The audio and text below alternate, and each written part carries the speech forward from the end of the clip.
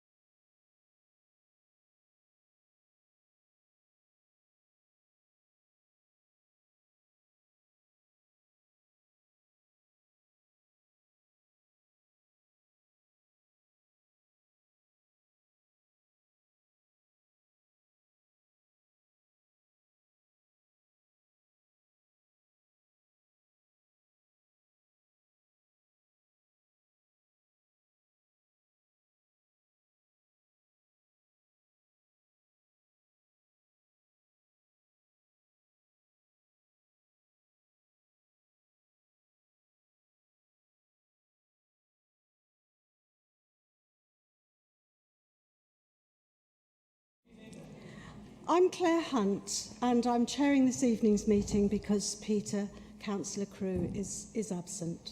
And I'd like to welcome you all to the new council chamber. There is an option to join the meeting via Teams, and for those members and officers who cannot come in person, and they will be able to partake in the debate, but they will not be able to vote, as you know. Nor will it count towards being quorum of the meeting, but I believe we are quorum, so that's not an issue. We're streaming today's meeting live on the internet, so I particularly would welcome anybody who's watching from home. It's great if people do take note of what the council's doing on your behalf. It'll be available within 48 hours on the North Somerset Council's website.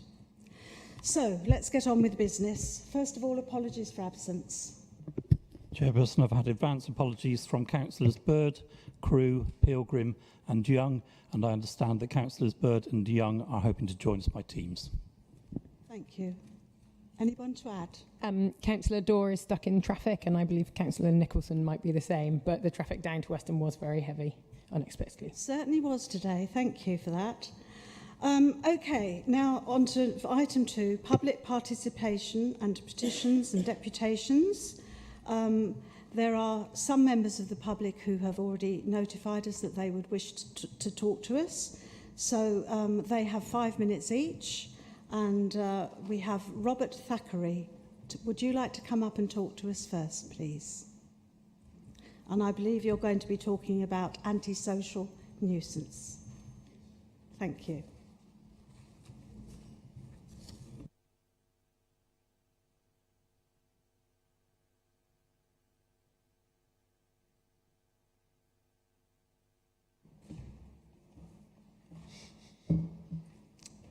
Thank you to the chairperson and council members for this opportunity to address full council. Since 2021, I and my neighbours in Tor Close have been disturbed each day by the daily barking of a dog in a garden in New Bristol Road. This is not just yapping, but full-throated, angry and frenzied barking of a large dog multiple times each day. The impact of this daily disturbance on us is considerable. For example, for those with gardens close to the dog's owner's house, this is the 3rd summer they have been unable to have social gatherings outside. In the warm weather, the dog invariably is outdoors for long periods, barking at every movement or voice in neighbouring gardens. Every door opened or any conversation, even at the front of our houses, produces a burst of barking. Dogs' owners were hostile to any suggestion that they control the barking.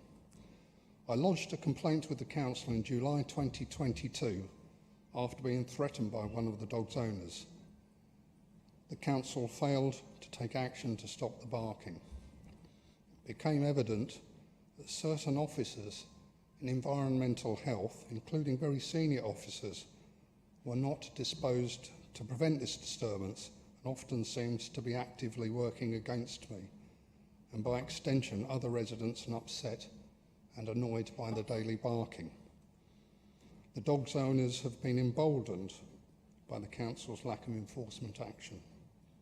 Barking continued, and in August this year 6 residents of Tor Close prepared and signed a petition and sent it by special delivery to the dog's owners.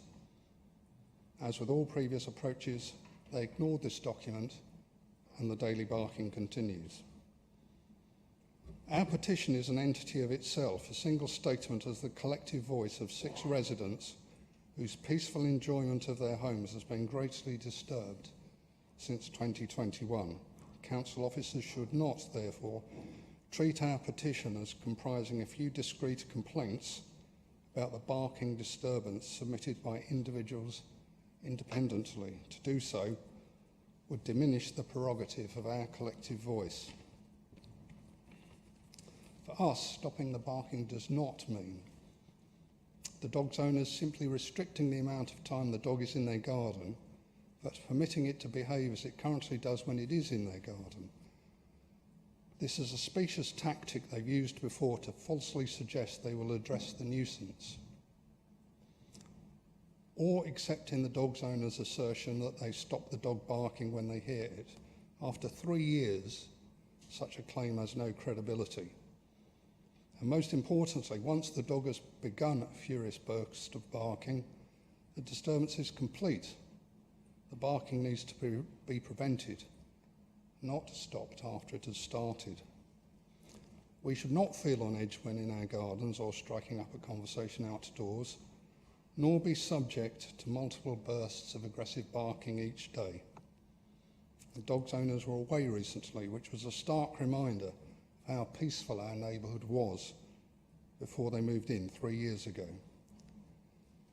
With our petition sent more than 2 years after my report to the council and 3 years after the barking began, we ask that the council now... One more minute, Mr Thackeray. Okay. We ask that the council now uses the powers at its disposal, including the irresponsible dog ownership provisions of the Anti-Social Behaviour Crime Policing Act 2014, to compel the dog's owners to stop their dog's daily barking. I would like, please, to leave a copy of the petition with you. Thank you. Thank you very much, Mr Thackeray. It's interesting, isn't it, the things that come before this council. So let's hear from a next resident, Mr Dan Thomas, and he's from the Clevedon Business Improvement District. Oh, sorry. Sorry.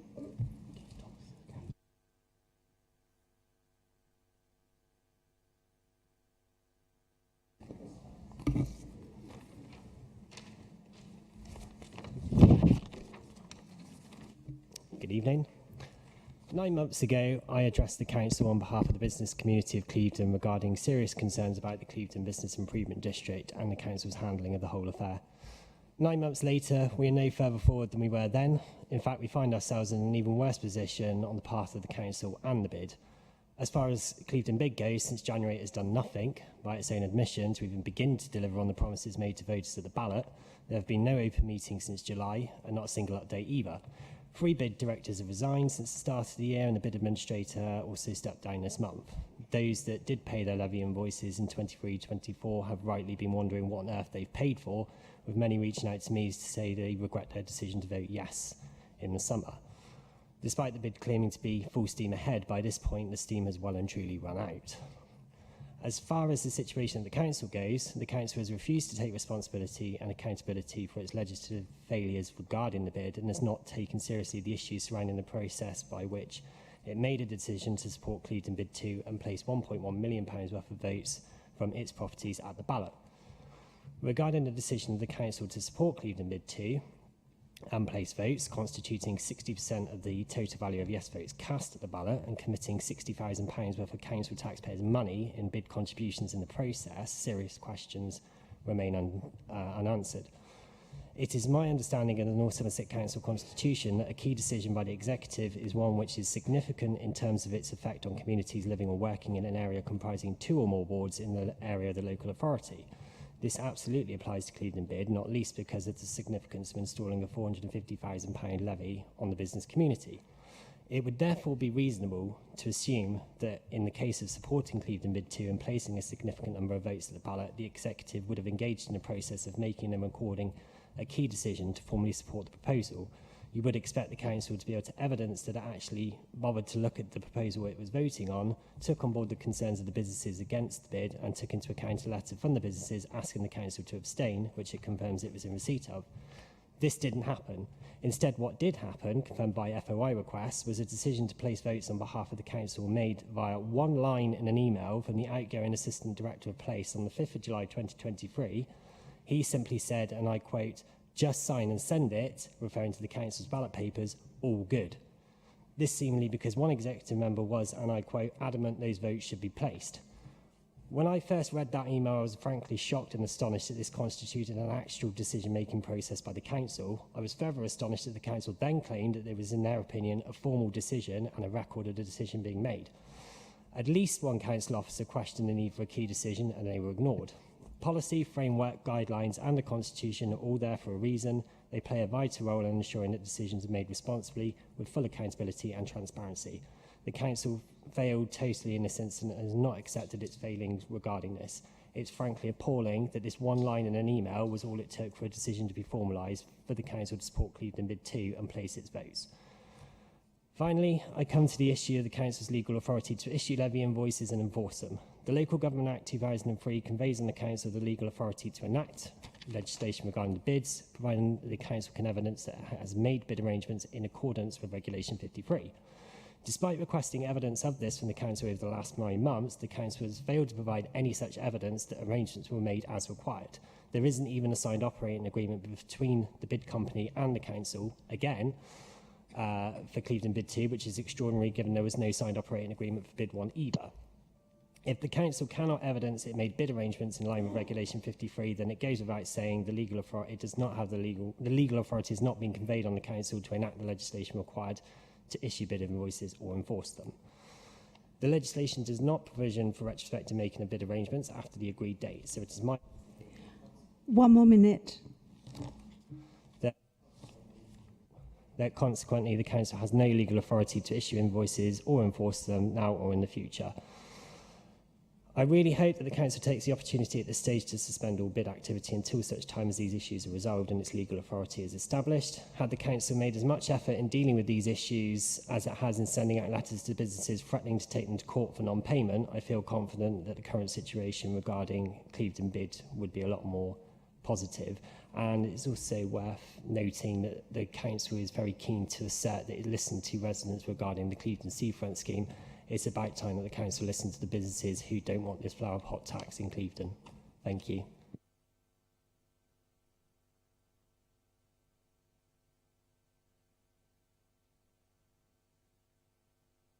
I understand that you will receive some follow-ups from addressing the Council, and we really appreciate you coming to talk to us. Right. Let's move on, please, to item 3, which is, are there any declarations of pecuniary interest?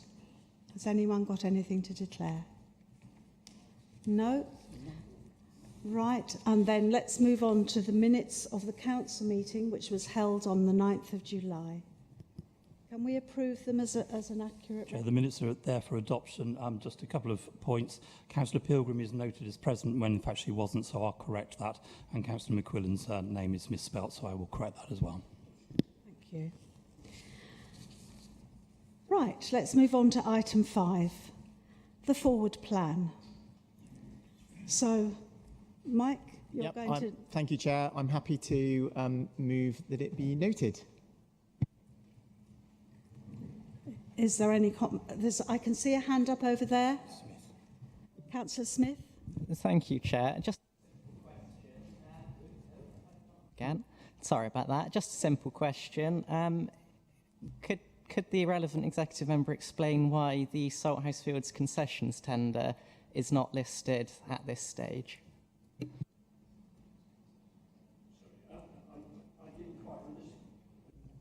I didn't quite understand that question. Say again. It's reading it. There's no mention of the awarding of the Salthouse Fields concessions, as this was on the forward plan in last autumn. Yeah, that concession has been put off for a year and will be awarded next year. That's probably why it's not on the forward plan. The cafe is the only part of the concession that's running there at the moment, but that concession has been delayed.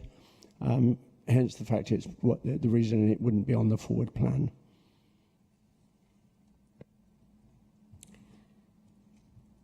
Thank you.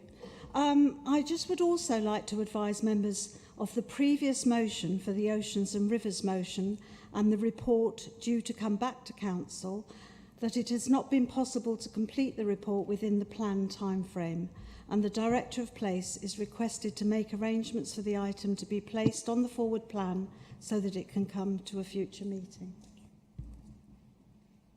Thank you. Right, are there any motions under Standing Order number 14? So we move on to item 7, Burnbeck Pier funding and delivery, including the funding allocations. And I think Councillor Caniford is going to talk to us about this. Thank you, Chairperson. Yes, I'm delighted to be sharing the latest update on Burnbeck Pier and the other projects funded through the UK Government grant, formerly called the Levelling Up Fund. The good news is all the projects are progressing well, and we have already completed some early interventions, including some shopfront improvements, which have been great to see and I think undoubtedly have been a benefit and have all been let. When we accepted the grant funding from the UK Government, we made some initial allocations in the capital programme based on what we knew at the time. That was over 18 months ago, and we have since gained a lot more information and had a lot more discussion about the relative prioritisation of these projects. A key part of the report is to provide an update on the allocations, noting that they will continue to evolve and asking authority to be delegated to the Section 151 officer to finalise allocations within the budget envelope. We are proposing that the Tropicana, the Burnbeck project and Grove Park will receive additional funding, while others, including wayfinding and the town centre projects, will be reduced.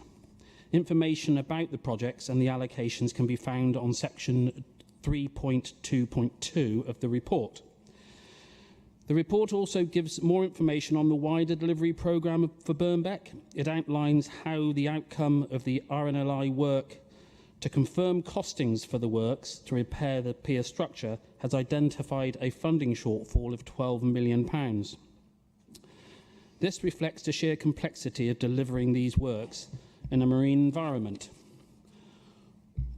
We've discussed how we can address this challenge with partners, and I'm pleased to share that the National Lottery Heritage Fund invited us to a fast-track funding application for £10 million, which is the maximum amount that would be available for an award.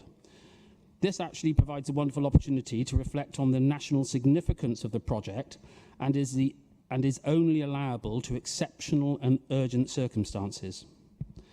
If successful, the 10 million would not fully close the gap, as part of the bid determination for the Council and the RNLI are to require to confirm that they can match fund £2 million.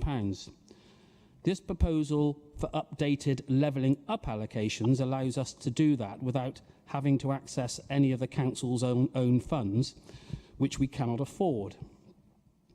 Additionally, further to the report, more recent discussions with the RNLI have focused on the arrangements for managing the project if the lottery funding bid is successful.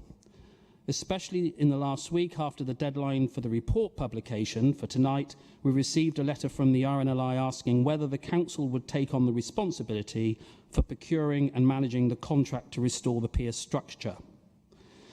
Given our financial position, any decision to take additional responsibilities and risk of full delivery of this project must be very carefully considered and will therefore need to take some time to work through the issues to reach a conclusion. Discussions between the technical teams of the two organisations are underway, and once the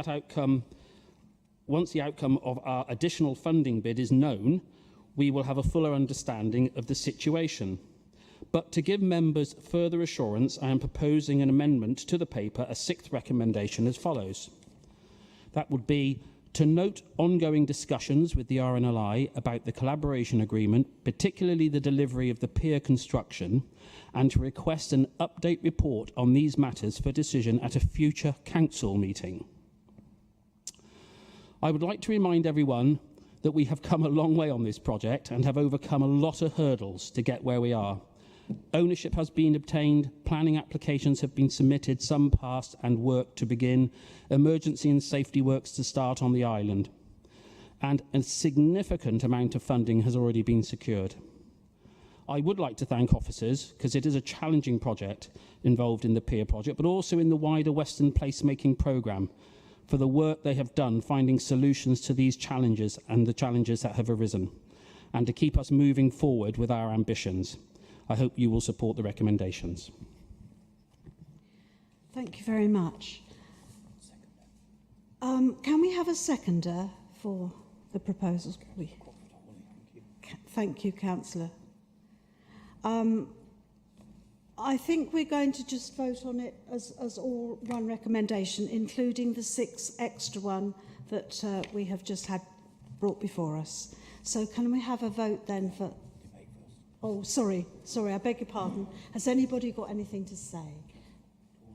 Councillor Crockford-Hawley. Thank you, Chair. I'm so pleased on the Burnbeck scheme that the land work is due to start imminently, and that is on the Pier Master's house. The microphone, John. Put it down. Yeah, sorry, I can't hear it. It's just not close enough to you. All right. Thank you. I do apologise that I can't be heard. I'm so pleased that the landward work is due to start imminently. That is the Pier Master's house, the new cafe, cliff stabilisation, the railing replacements along Burkitt Road. All of these will be starting very, very soon. So I think we're pleased to see that. And we certainly wait with eagerness the lottery decision on our latest funding application. And again, that is imminent. I mean, it might be next week. So we're pretty close on that. But of course, we all know that the costs continue to rise, as they do with everything. And the need for management of the completed entity needs to be finalised with the RNLI and with the Burnbeck Regeneration Trust. And overall responsibility for the project may need further conversations, which I think it's only right we engage in. But I would implore colleagues to continue sending the right signals of commitment to ensure that funders remain with us and to afford sufficient time for us to iron out any remaining issues. It's absolutely imperative that we send the right signals up the line to London to show exactly what it is we are trying to achieve. So please, everybody, support this tonight. I do implore you. Thank you, Chair. Thank you. Councillor Shopland, what would you like to tell us? Thank you, Madam Chairman.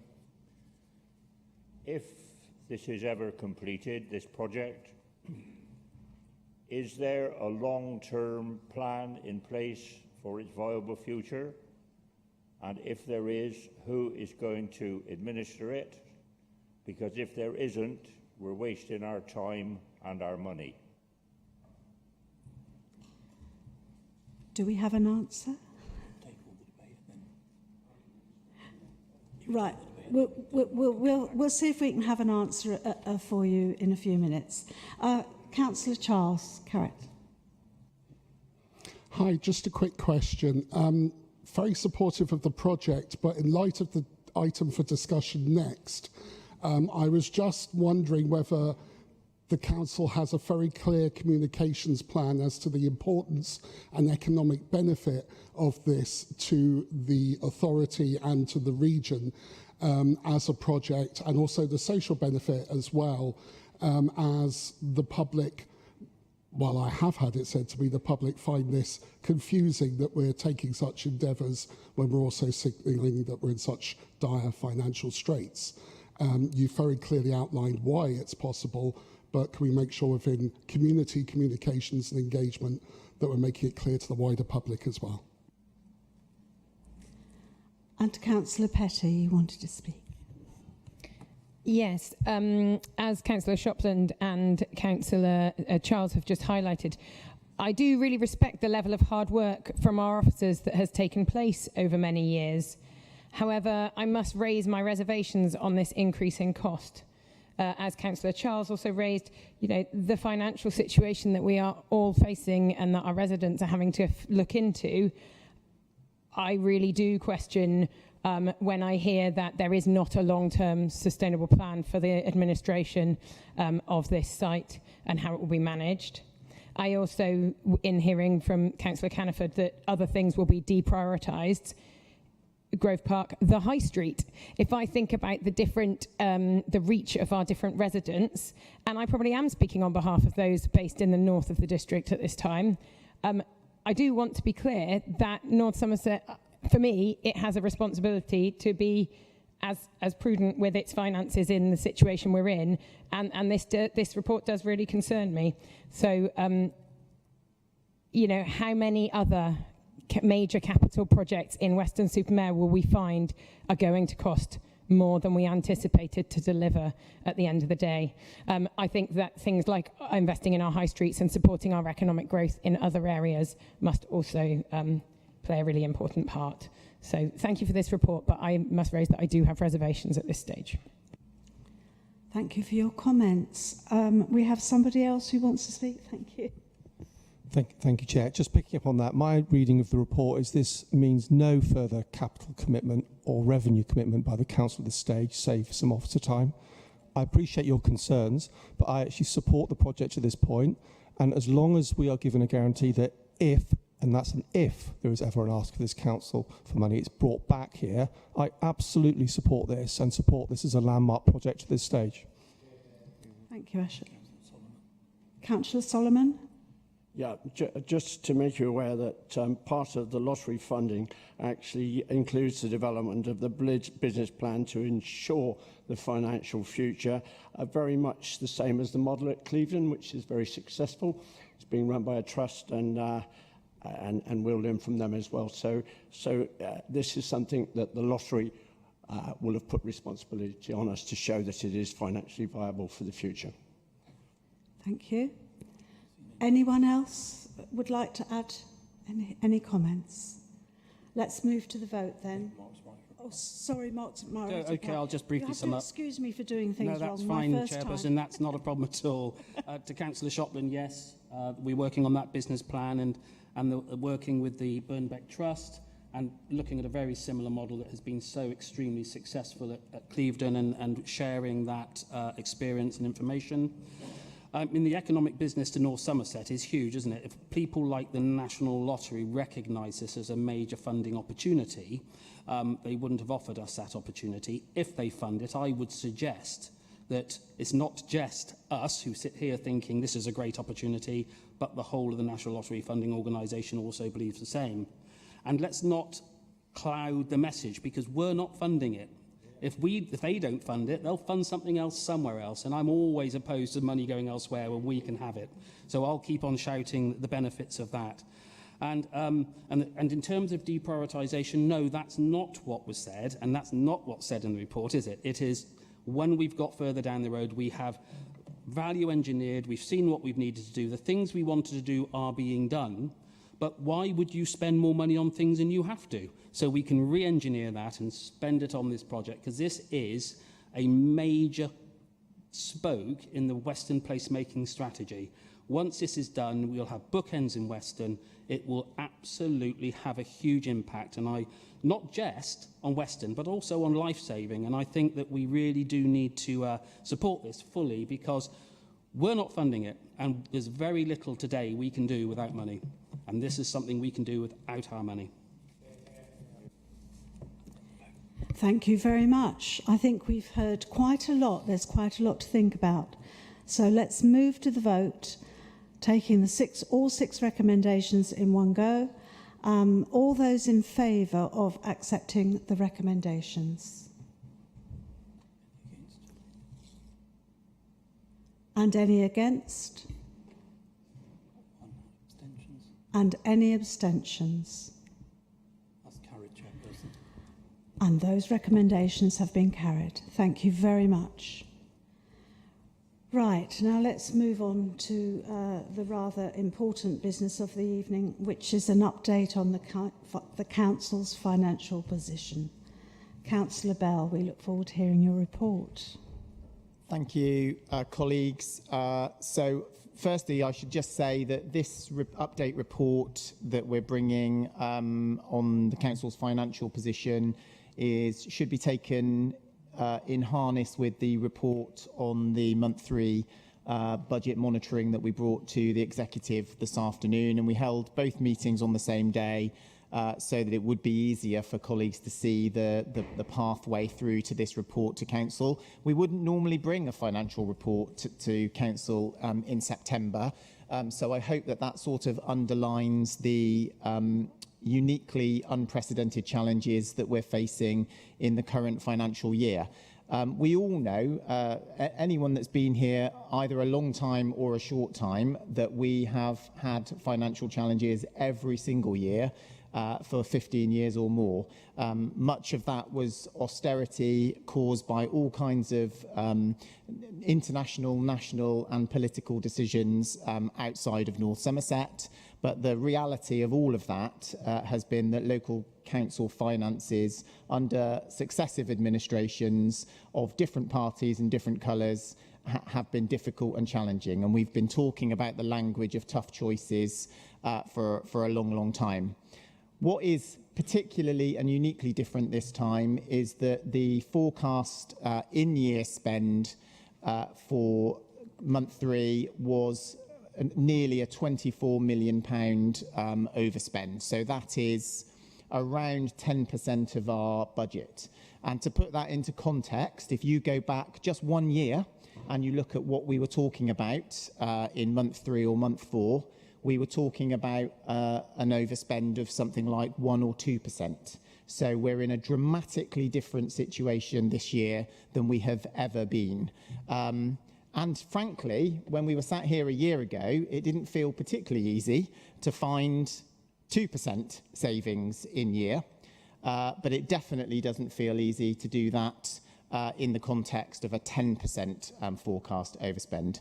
As the report sets out, the pressures, the drivers for these costs are the same ones that we've had for a long time, and that is the continuing cost for providing social care to children and adults, and the rising demand for those services for children and adults. And I would remind colleagues that those are services that are targeted at the most vulnerable people in our community, over which we've got really limited scope for influence. We don't control the legislation that dictates the entitlement to support.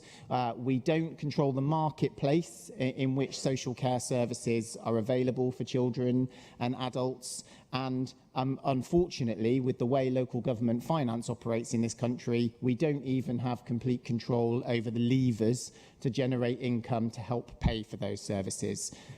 So we've brought this report to really underline the particularly acute challenges that we've got in this financial year. Anyone who looked at the papers for the executive will have seen an update on our medium-term financial plan, our longer-term budget position, and I'm afraid the mood music is no better, with a 15 million year deficit forecast for 25-26 as well. So this is definitely not only this year, but we do have a particular challenge because, as colleagues will know, we are legally required to balance our budget in year.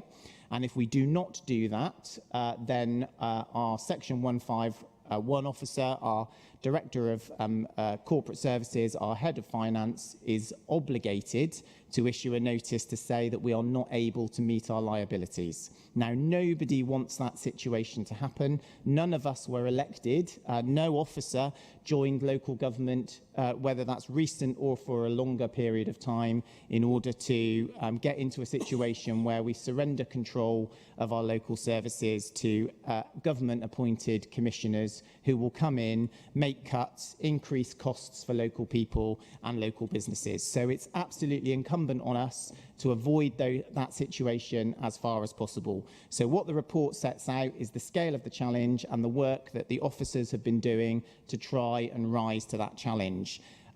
So the good news is that we have already identified £12 million worth of release of reserves, spending efficiencies, recruitment freezes and other interventions that we can try and implement immediately in order to help manage that deficit. But we've still got 11.5 million to go, so a long way to go. So the plea really to members is understand that situation, help us to communicate that message to our residents, because they need to know that things will feel different, that services will be slower, they will not be of the same quality and standard. You will see more gaps in terms of our service provision. Some of the people who have been used to receiving services at a particular standard or in a particular way will feel a difference because there'll be less people to do it and there'll be less budget available to help deliver. help us to communicate that message, help us also to make the case to government. We've had very good conversations with all 3 of our new MPs from across North Somerset and with government directly, both officials and at ministerial level, to make the case for more support and intervention for local government. And we need to keep doing that, because as it is, we can't go on in this vein indefinitely. And we will be producing a toolkit for members in the next few days, which we will share with you, which will give you some resources, some infographics, images and information that you can use to share with residents to help them understand the pressures that we're under.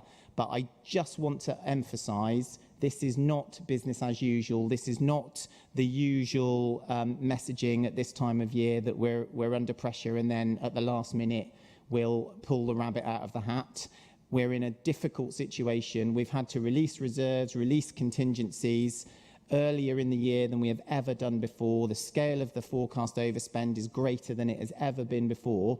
This is a difficult and unique set of circumstances, and we need to work together to try and rise to that challenge. The one other thing I wanted to mention is, I know how hard this is to get across to people, full stop, because people think, I pay a lot of money to the council, whether it's parking charges, using the toilet, council tax, whatever it is, it feels like a lot of money, and people struggle to understand where the money goes. So please use the toolkit that we're going to provide you to help get that message across to people. And secondly, I do understand, and we all know, that it's really difficult when you see the council continuing to invest in big projects. So we will continue doing Burnbeck Pier, as we've just spoken about, hopefully Portishead Railway, Banwell Bypass, lots of other things that we're doing all the time. I would love to sit here, I'm sure we all would, and get our hands on that money and make different decisions about how we spend it. We're not able to do that. The way local government finance works in this country is that we've got too many things where our hands are tied. We're given the money by government. We do not have the option to spend it on something else, to make a different priority decision based on our local needs. So it's our duty to try and capitalise on that money and spend it as best we can. But we cannot just use it to help bail out these services that are under pressure that we're talking about now. It's really important that people understand that. I know it doesn't make sense. I know it's a stupid way to do it. And why does government insist, of all colours, this is not a party political point, by the way, why does government insist on operating it in that way? It makes no sense, and we need to be in control of our own finances and our own destiny as a community. And we'll keep making that case to government, but please do help to reassure your residents that we will do our very best to protect the most essential services that people depend on. If we can find ways to avoid cuts, we will. And I hope that we can get through this difficult time, and we look to government to obviously help us out and rise to the challenge with reform of local government finance, which is so critical and long overdue. So I move the recommendations in the report and hope that and welcome any contributions and debate or questions that members have got. Thank you. Thank you very much. And is there a seconder for that recommendation? Councillor Gibbons, thank you. And you had your hand up to speak as well. Okay. I saw Mr. Councillor Ashton's hand, so should we... Right, Councillor Ashton, would you like to start? Seconding the motion. No. Is that right? I meant, You're happy with would that? you like Okay. to start off? Yeah, I've got an awful lot of sympathy for you, Mike. As you know, we had 10 years of cuts and cuts and cuts. It is difficult. Nobody wants to do it. But what worries me about this report is you don't seem to be addressing the actual problem.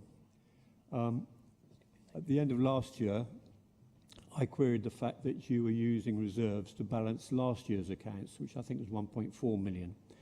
I said, well, that means you're starting off this year with a deficit. Has that been accounted for? And you assured me it had. And you then went on to set what you said was a robust and sustainable budget for this year. This report now comes out with some remarkable comments in it that, although it reports at month 3, I think these figures are for, you show a 24 million deficit 3 or 4 months after you said it was robust and sustainable. And then you go on to say that you've already taken £12 million worth of mitigations. But as far as I can see, you haven't, have you? You've just used further reserves and your contingency, which is fine. And also you've targeted increases in income. So that's not guaranteed either. So you actually haven't taken any of the difficult decisions on actually reducing your cost basis. You've just taken temporary balancing action of using more reserves, which are obviously just going to run out. So you're also, you seem to be actually hastening the day where you will claim Section 114 simply because you're not taking decisions, difficult as they might be, to actually cut your costs. You're just using short-term reserves. It goes on to say, pressures are now restricting our ability to balance the budget for the year without taking immediate action. We're in month 6, for God's sake. How's that immediate action? You know, you've been forecasting a deficit all year since the end of last year, and you're now talking about taking immediate action. I think that's poor. And given the scale of the budget gap, we plan to implement measures immediately. Well done. Month 6. Leaving it this late means you've got to cut twice as much as you would have done if you'd actually started taking these difficult decisions in month 1. So I have some sympathy where you are, but you just aren't taking the decisions to reduce the services you have to, rather than using one-off reserves, which are going to run out very quickly, and then you will have no option but to claim 114. And as you so rightly said, they won't be gentle. They will sell off everything and cut services, and you'll be worse off than if you actually took those difficult decisions now and actually spread out the reserves over a number of years. Thank you. Thank you, Councillor. Can we go on to Councillor Shopland, please?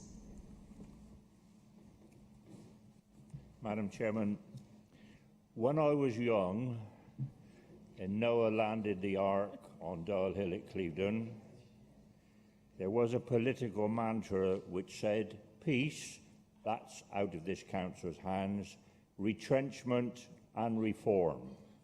I've heard nothing about retrenchment and less about reform from this council. The final resort, I suspect, will be to burden the local people with council tax. And let me tell you now, there are a lot of people out there who are barely able to make ends meet. They may look prosperous, they may live in big houses, but they're struggling. And if you are going to put a big load on council tax, be it business rates or taxes, a lot of businesses will cease to exist. I'm not, for one, going to work to keep the government or you. So you have a difficult part, and we have to cut the services we offer. The public will have to understand. I have nothing favourable to say about this government, but they cut the heating allowance. There are people who can afford to lose it, but they didn't set about it in the right way. And we've all got to make economies, we've all got to make sacrifices, but it's got to be led by this council cutting its services and telling the people why, because they can't afford to pay it. Thank you. Councillor Charles. I had some points to raise, and I wasn't going to get party political because I'm an independent and I don't like that. But I do have to respond to Mr. Ashton, who said he had lots of sympathy for Mike and this administration. I wish you had sympathy when you were running this administration and you set the taxes so low that you've poisoned the ground to where we are at this present moment. You set up a system where you could promise the world and tell the public that you don't have to pay for it. And that is partly down to where we are as a system at the moment. And also as well, you know, we have faced 15 years of cuts to local authority spending, but we are not a poor nation. I always say the greatest lie no, we are not. The greatest lie the Conservative Party ever gave to this country is to convince the sixth largest economy that we are poor. We are not. The money is held in the wrong places. You're very convincing on it. You've even convinced the Labour Party. But, but what I want from us, and I have been out there chatting to people on the doorstep, chatting to people online, is I want us to take the emotional context of where we are as a local authority. I was at a wedding at the weekend where someone was signed up and was married by a council official. I registered my daughter by a council official. I registered someone's death with a council official. We are literally a service that's there from cradle to grave. And what do the public do at the moment? A large part of the public hate us.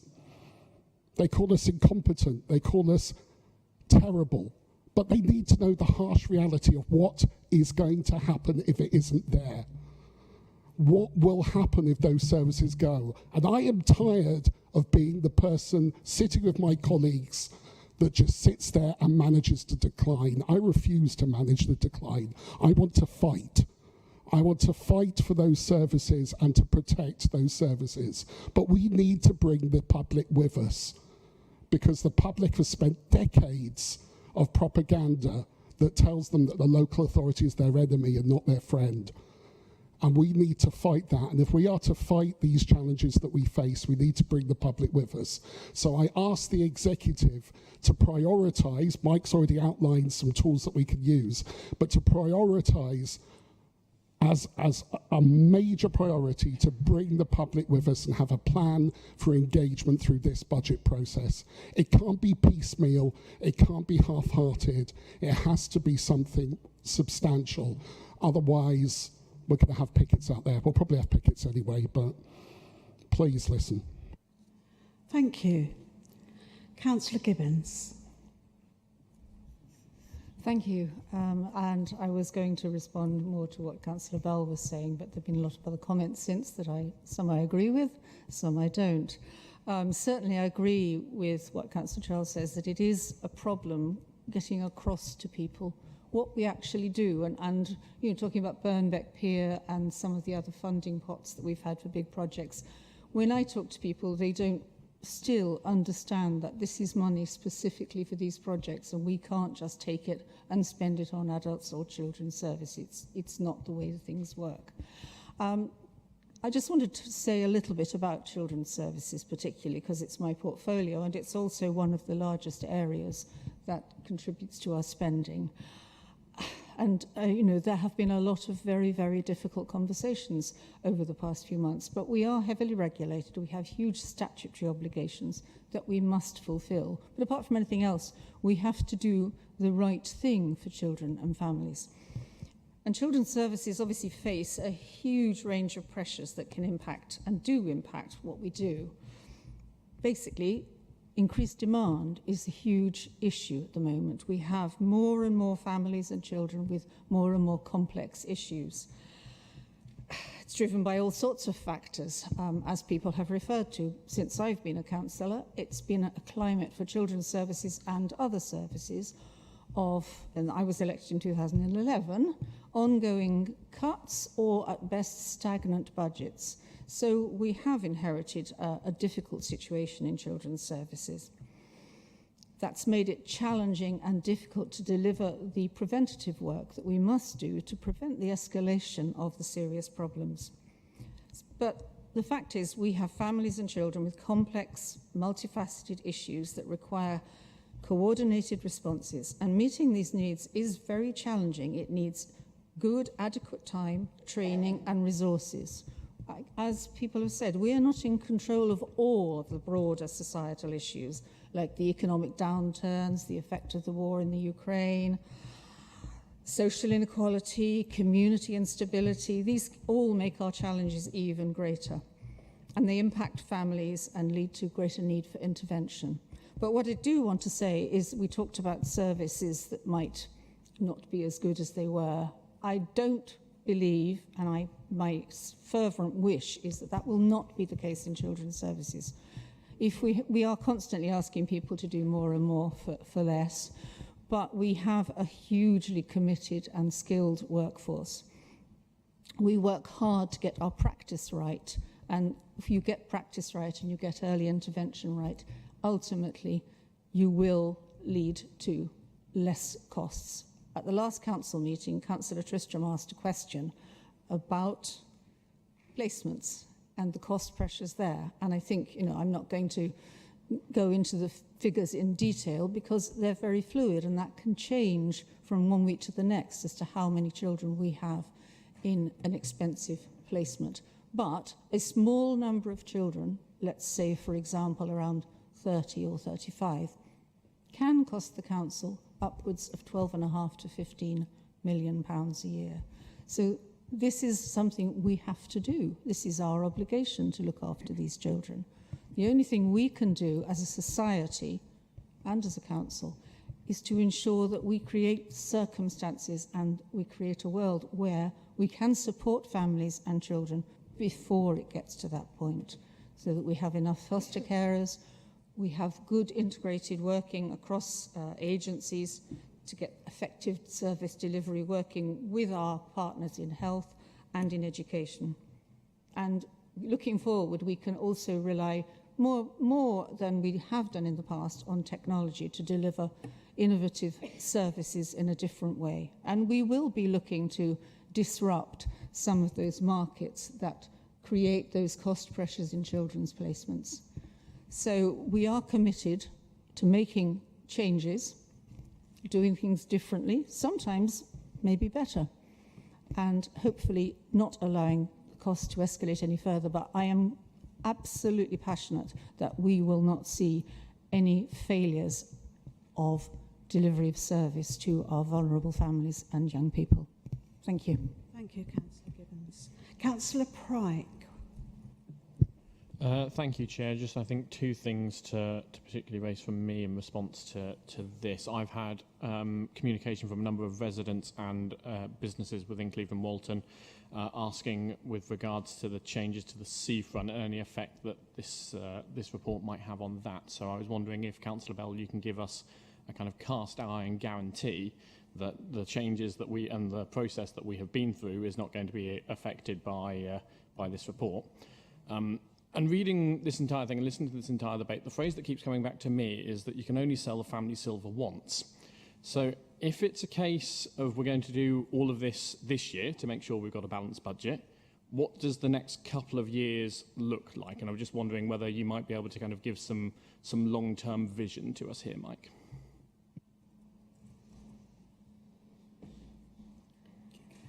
Right, we'll answer that at the end, I think, but we'll come back to it. Councillor Smith. Thank you, Chair. I thought at this point, sure, we can argue about government funding or what we cut, what we don't cut, but I much prefer the opportunity, and as all members know, I have a healthy cynicism of active travel, not the aims or keeping fit, but the return of investment to balance the books. And the thing I notice is that at the minute, the Strawberry Line is a wonderful day out, and our peer-to-peer is very new and fledgling, and it isn't really a day out. So I wondered, and I would encourage the executive to make a commercial plan or strategy around the peer-to-peer way to see how we can actually make income through tax receipts, through increased visitors, potentially concessions or anything along those lines. Thank you, Councillor. Councillor Dorr. I found it quite funny to have the Conservatives tell us about tax cut, about cutting services, even though that, we have done this for 14 years and it clearly isn't working, and we're going to continue to do it with whoever, apparently, because this is the where we are, is that corporate interest seems to take the most. Anyways, 10 years ago, my family was in need of council services, and we were told the same thing back there, is that, there isn't enough money, we can't do the things that, you need. And now, again, we have the opportunity where we can actually possibly start investing some more money to make more money, and yet we want to cut stuff. I share the issues that everyone else has of that. Where do we go after we've cut and we've spent all our, all our reserves, we're going to be back at square one with less to do more. I sat on a parish council meeting last night, and they were talking about the fact that, you know, they're about to spend £15,000 a year to get their local bins, dog poo bins, cleaned out and collected. And does the council not offer anything? Do we not offer anything for the parish councils? We don't, but that's £15,000 that could be coming to us rather than someone else making 20% profit on it. It's same with most other things, and that anything that we can do to bring in-house, I think it would be far better that we spend a little bit more now to get it in-house, and then we're making savings in the future that we can then use to upgrade and make a better service. But instead we are spending so much out of house where everyone is getting 20% plus profits, and we're not seeing any of the benefit of it. Thank you. Councillor Thornton. Thanks. Like Councillor Charles, I was absolutely amazed to hear what Councillor Ashton said. 14 years ago, I worked at this council and was the Unison branch secretary, and the cuts started to come. And this council made it even worse for themselves. And I say this council, the council led by Councillor Ashton, made it even worse for themselves by keeping council tax artificially low. So not only have we suffered 14 years of Tory austerity, we've also suffered 14 years of artificially low council tax. And again, Caritas, I'm going to agree with you again. You know, we've really got to get the message across that people can't pay low council tax and get services. And this has brought us to this absolute crisis point now. As well as lobbying our new Labour government for increased funding and, in fact, emergency funding, in-year funding, and potentially the ability to increase council tax, you know, because we're between a rock and a hard place in terms of we've got this cap on our ability to do that. Like Councillor Dorr, I really think we need to start thinking about bringing a lot of our services back in-house, because we have direct control over those services when we provide them in-house, as opposed to having outsourced them to the private sector, and we can also make some savings. And of course, the next item on the agenda, we're going to be talking about just that. I understand that we're potentially looking at bringing some children's residential care back in-house. We're looking at some small services in terms of in-house home-to-school transport team, bringing that back. We once used to have a huge transport team based at Warren Road, but again, Councillor Ashton's administration got rid of it. And we also need to look at bringing a lot of our adult social care back in. Again, once upon a time, we had our own home care teams. So, you know, I just cannot believe the cheat, really, of Councillor Ashton when he said what he said, and that he said that Councillor Bell and the exec team and all the officers here are, you know, not doing enough to try and put this right, when his party, you know, sorry to be party political, but his party, both in national government and local government, this council, caused the problem. Thank you. Thank you. Councillor Cartman. Thank you, Chair. I think reality bites, doesn't it, with this, and it's very worrying. And I share the concerns of Mike, and I will absolutely do everything I can. I think we all know, you know, as councillors, we seem to be fielding complaints. And in my household, I'm known as the North Somerset Council Complaints Department, because that's what I feel like. And I absolutely will do my best to carry on and promote the council and what it does. But I would actually ask something in return. My job as a councillor is not to represent this council in Long Ashton. My job is to represent the residents of Long Ashton here. And actually, I do have some sympathy with what Councillor Ashton says. This report talks about the need for radical action. And I think given where we are under the past government and looks like under our present government, that is needed. But there is no proposals in here for radical action. And I would like to see them brought forward quickly and engagement with members so that we can, with the executives, jointly be engaged in the political choices that we will have to make, because there undoubtedly will have to be cuts to services, whether it's footpaths or libraries or leisure centres or toilets or whatever. I think we all need to be involved with those conversations. So my ask back is absolutely, I will represent and I will take the toolkit you've got and use it, but as a reply, will you engage with us absolutely through the autumn so that together we can find a way forward for our council? Thank you. Councillor Bridger. Thank you, Chairperson. We did actually, a few weeks ago, host a scrutiny session on this, and we had half a dozen members turn up. So, you know, there will be more, but members do need to engage with this. Clearly, we need to do what we need to do, but as Councillor Charles said, absolutely under protest. I really worry, frankly, because I think as we know, a huge chunk of the council's budget is spent on services that touch a relatively small number of people. And because those services aren't sort of seen or felt by the majority, it's not something that people immediately relate to, and yet the services that are more visible potentially could be decimated. And I think that disconnect is really dangerous, and obviously residents will have views too on how we're spending capital on the other side of the ledger, so to speak. So I think we should, all be really concerned, and as the leader said, sort of, take that message to our communities, because frankly, the future of local government, it's the future of local government we're talking about, and that's the foundation of our democracy. It sounds a bit hyperbolic, but I think that's absolutely the case. So I think we're in a very dangerous place, not just North Somerset Council, obviously. A very specific question to Mike: what conversations are we having with town and parish councils about, stepping up? Thank you. Is there anybody else that wanted to contribute? Stuart. Thank you. Very briefly, and I have sympathy for the officers working this, and indeed Councillor Bell, who's had a huge number of questions to answer now. But I just wondered if in response he could elaborate on some of the contact he's had and officers have had with the Department of Local Government and MPs. Are any assurances or any positive feedback coming back in the opposite direction at all? Is there any hope out there?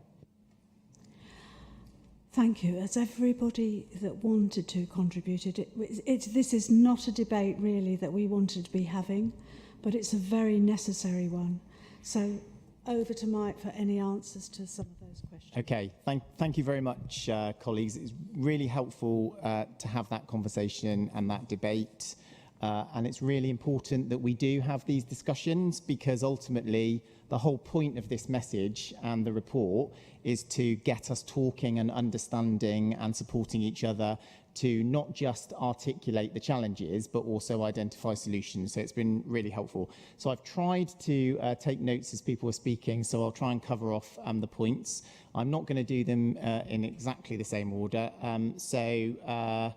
Councillor Shopland worried about the lack of reform and, the burden of taxes. Well, I guess there's a philosophical point about, are taxes a burden or are they the price we pay for living in a civilised society? I think we might have slightly different perspectives about that. What I would say is, just on a point of fact, we don't control business rates, so we're definitely not going to be burdening businesses, although I kind of think we should be in control of business rates, frankly, because we get the blame for every business rate decision anyway. So we might as well have the power and have control of our own destiny. I'm afraid that some of the consequences, just that they have been for the last 50 years of the way local government is funded in this country and run in this country, will be that people will be asked to pay more. There's no other, at the end of the day, we need to generate more income.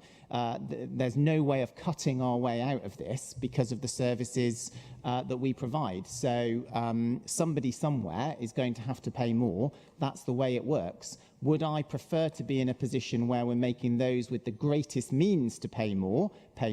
Yes, and therefore protect those on the lowest and fixed incomes? I absolutely would. And I would encourage Councillor Shopland to support political parties that actually want to achieve that objective, rather than some of the dodgy ones that he has supported previously.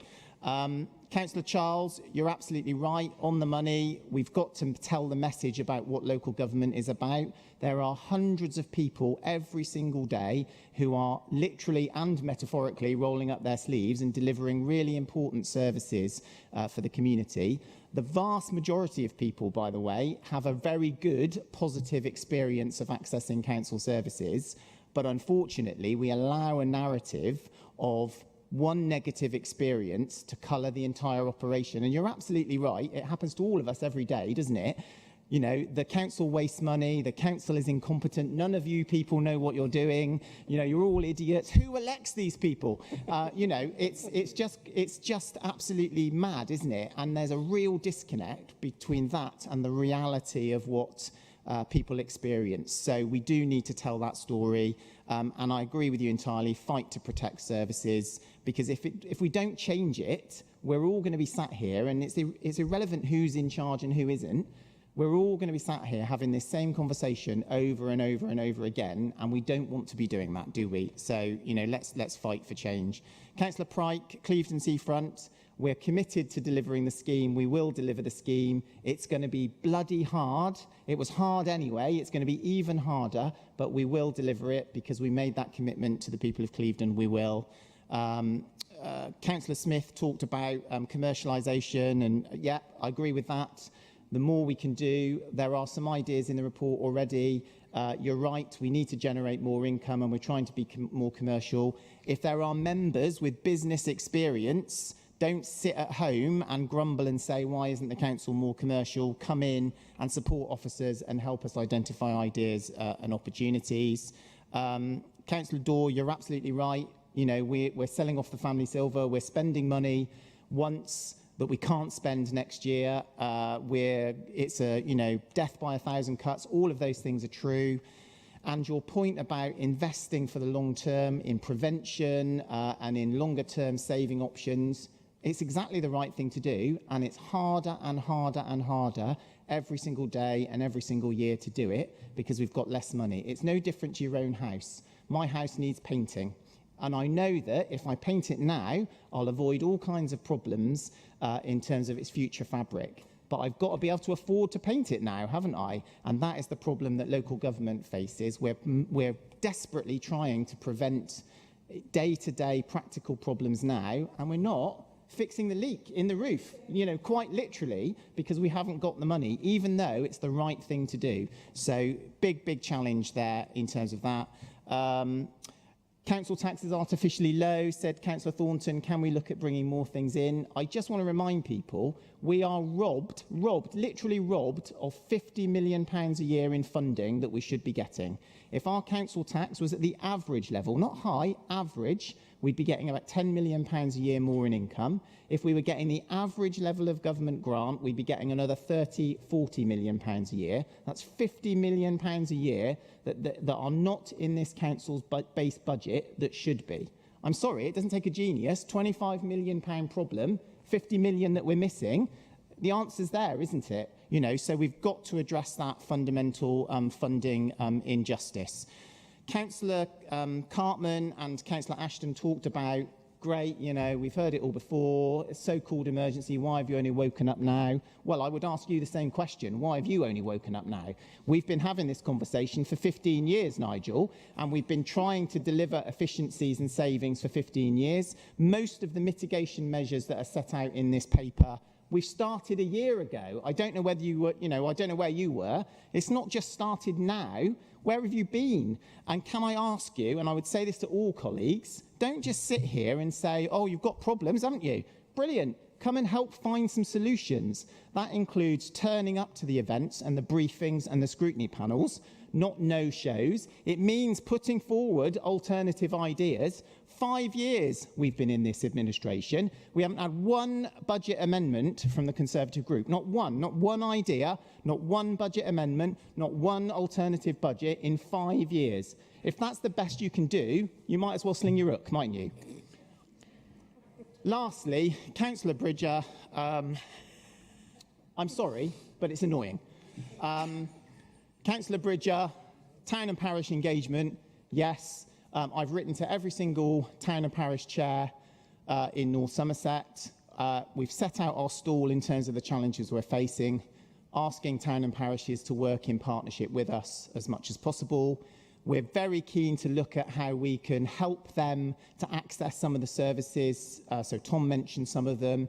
that we're already paying for that we could help them deliver more efficiently or more effectively, things that they might want to take over in order to preserve them and help deliver them more effectively at a local level or prevent us from having to cut or reduce them, and genuinely as well about devolving things down where they can be delivered better by towns and parishes and by local communities. So I'm really up for that. I'm asking all towns and parishes to come back to me with their ideas and ambitions. I will then go out and meet them with senior officers, and I really hope that by the spring we will have some what will feel like genuinely different ways of doing things with our towns and parishes. And then, sorry, one final thing, Stuart, your question about is there any hope? I would love to say yes. And we're always hopeful, aren't we? Because frankly, nobody stands for election for any party if you're not a little bit hopeful about what could happen. I don't think that we shouldn't sit here and think the government is going to come riding over the hill with loads of money, because I don't think that's going to happen. Will they give us some more flexibility? I think they probably will. The challenge then will be, will we take it? Because the flexibility will be, you can put taxes up more, you can introduce more charges, and we've then got to be prepared to make those decisions and sell that story to our residents. So I don't think they're going to give us loads of money, but they might give us more flexibility. So maybe a scintilla of hope. I'm sorry I've gone on so long, but it's a really important issue. I absolutely agree, and I think your answers were very detailed and very helpful, so thank you very much. I think we're all hoping for better times to come, and I hope we're all together to see them. Right, let's move to the vote then. Can we vote those who would like to accept Mike's recommendations for the financial position for 24-25? Hands up, please.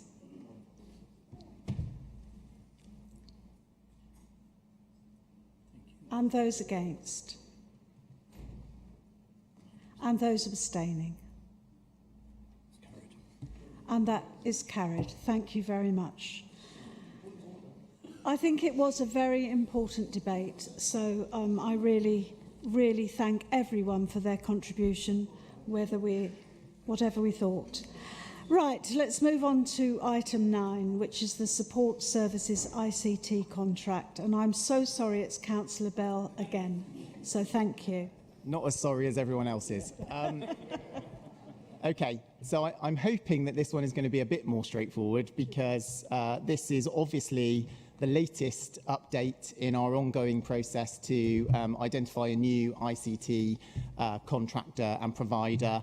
Members will recall that we've brought reports forward through scrutiny and to Council several times over the last few months. And the recommendation in this report is actually relatively simple, and that is that we do join DELT Shared Services Limited as a shareholder. To remind colleagues, DELT is a wholly owned local authority trading company that's currently owned by Plymouth City Council and the NHS Devon Integrated Care Board.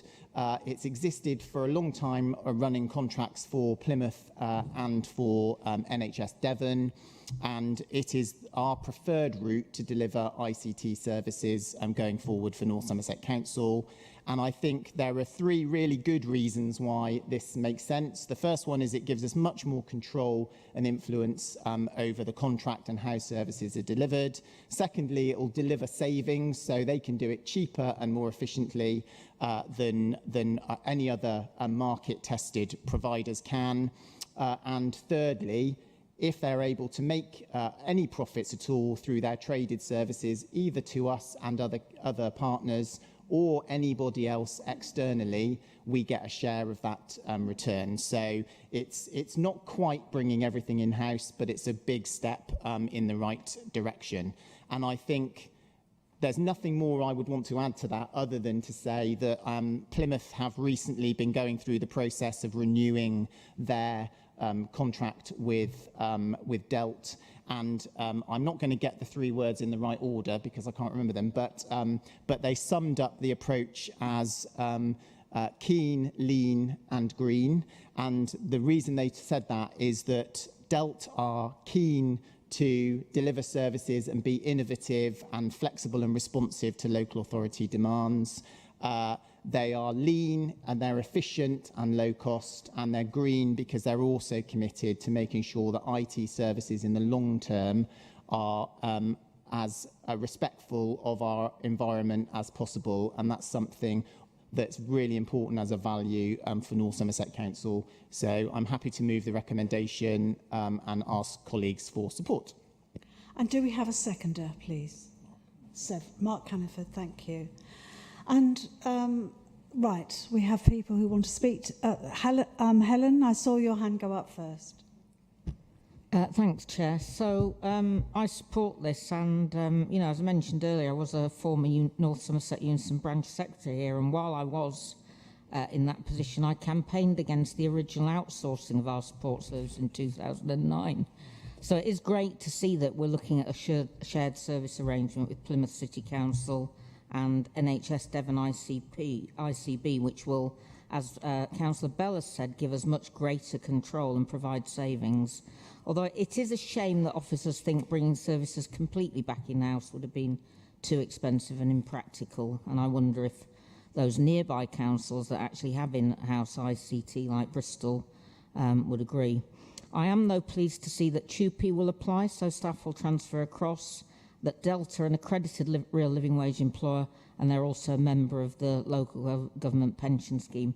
I do have a few questions, and I'd be quite happy if you wanted me to just submit these. They're a bit sort of, they're not technical, they're more, you know, questions about my lack of understanding about some of the things in this to do with the equal voting rights and estimates of what our dividends might be. I think you've mentioned that, Mike, that's one of the third reasons, you know, which will bring us some benefits, that there are some dividends that we might get. And I see that on one page of the report that in 10 years Delta paid out £5 million in dividends, presumably to 2 shareholders.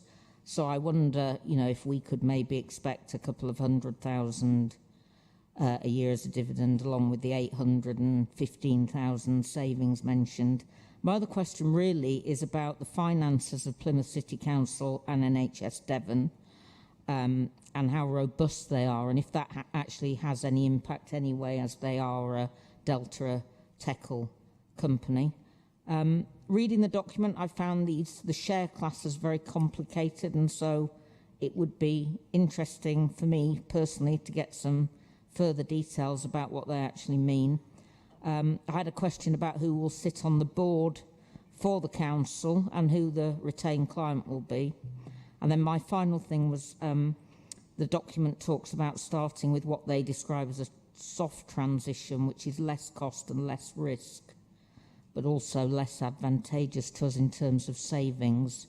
And I wondered how quickly are we likely to move to what they describe as the big bang?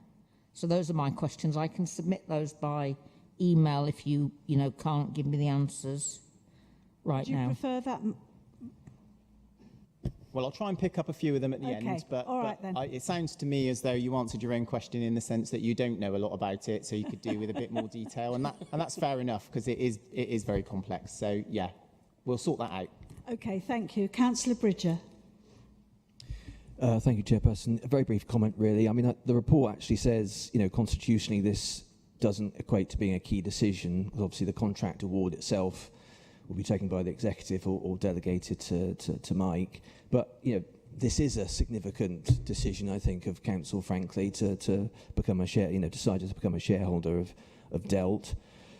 As the report says, and as Mike said, we've been going through, council's been going through a really detailed due diligence process. I'm grateful to Mike and the Director of Corporate Services for including me in that process. We also had a really good scrutiny session involving Councillor Pepperall, who had some really insightful comments and challenge.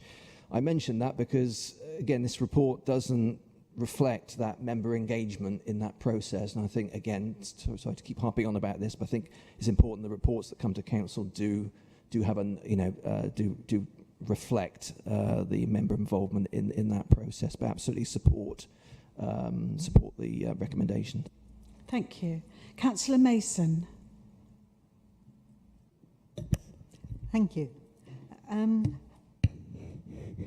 The first point I want to make is just a very, very minor one, because it is a spelling error, I think, on page 52 and 77, when at the top of each page it has a green box, a blue box and a black box, and the black box I think is referring to us because it says NCS shareholder, and I'm assuming that should say NSC shareholder.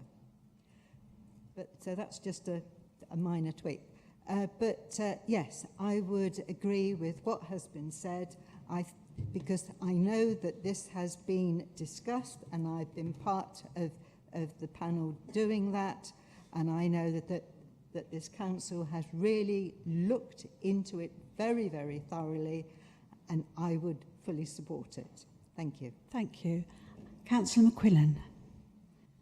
Thank you. Very brief clarification question, really, around the shareholder structure. Looking at this, it looks like we are equal partners with the two users in terms of voting rights and control of the future direction of the company. Is that correct? Are there any other comments or questions? Oh, Councillor Gibbons.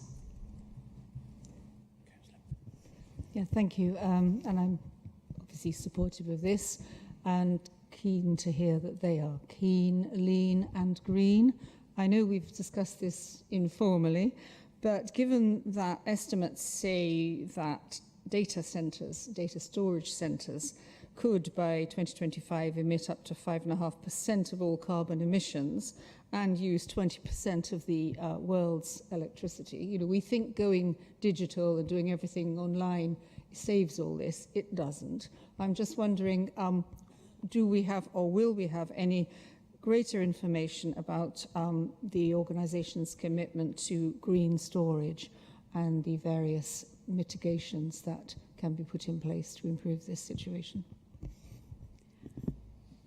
And Councillor Pepperell. Thank you. My concern from the very start with this is that we were going from one of the biggest organisations, Agilysys, down to possibly one of the smallest providers. However, I know that staff and councillors, executive have taken a lot of trouble. So at this stage, I do support it. Thank you. Would you like to answer any of those questions before? No? Or it's very tempting to say no, actually, but yeah. So let's think about this. So the first one, in terms of Councillor Thornton and I guess the critical point about the dividends. So absolutely, the hope is that there'll be a continued strong performance by Delt and that there will be a dividend. We have deliberately not built that into the financial planning at the moment because clearly it can't be guaranteed, but absolutely that's the expectation. I won't ask Amy, she could, but I won't ask Amy to talk us through all the different shareholding differences, but we can absolutely pick that up for you separately, Helen, that's no problem. In terms of the representation point that Steve made, and can I just say actually, big thank you to Steve Bridger and the scrutiny panel for all of their help and engagement. And Steve's gone above and beyond, actually, in having some meetings at officer level and political level with representatives from Plymouth too, which has been really helpful, I think, in not just drilling into the technical stuff, which you expect officers and our advisors to understand, but also how does it feel? You know, and do we feel compatible with Plymouth and Delt? And I think that's been really positive. Catherine as well has been closely involved in those conversations. And I should have thanked Councillor Pepperell as well, because actually a lot of your questions, both through scrutiny and in other forums, have been really helpful in concentrating the minds and making sure that we were asking the right challenge. So I really appreciate that. In terms of the representation, so the shareholder rep will be Amy as Section 151 officer. The board rep will almost certainly be the head of support services, so Stuart Anstead, although we haven't yet finalised the details on all of that, but that's currently the intent.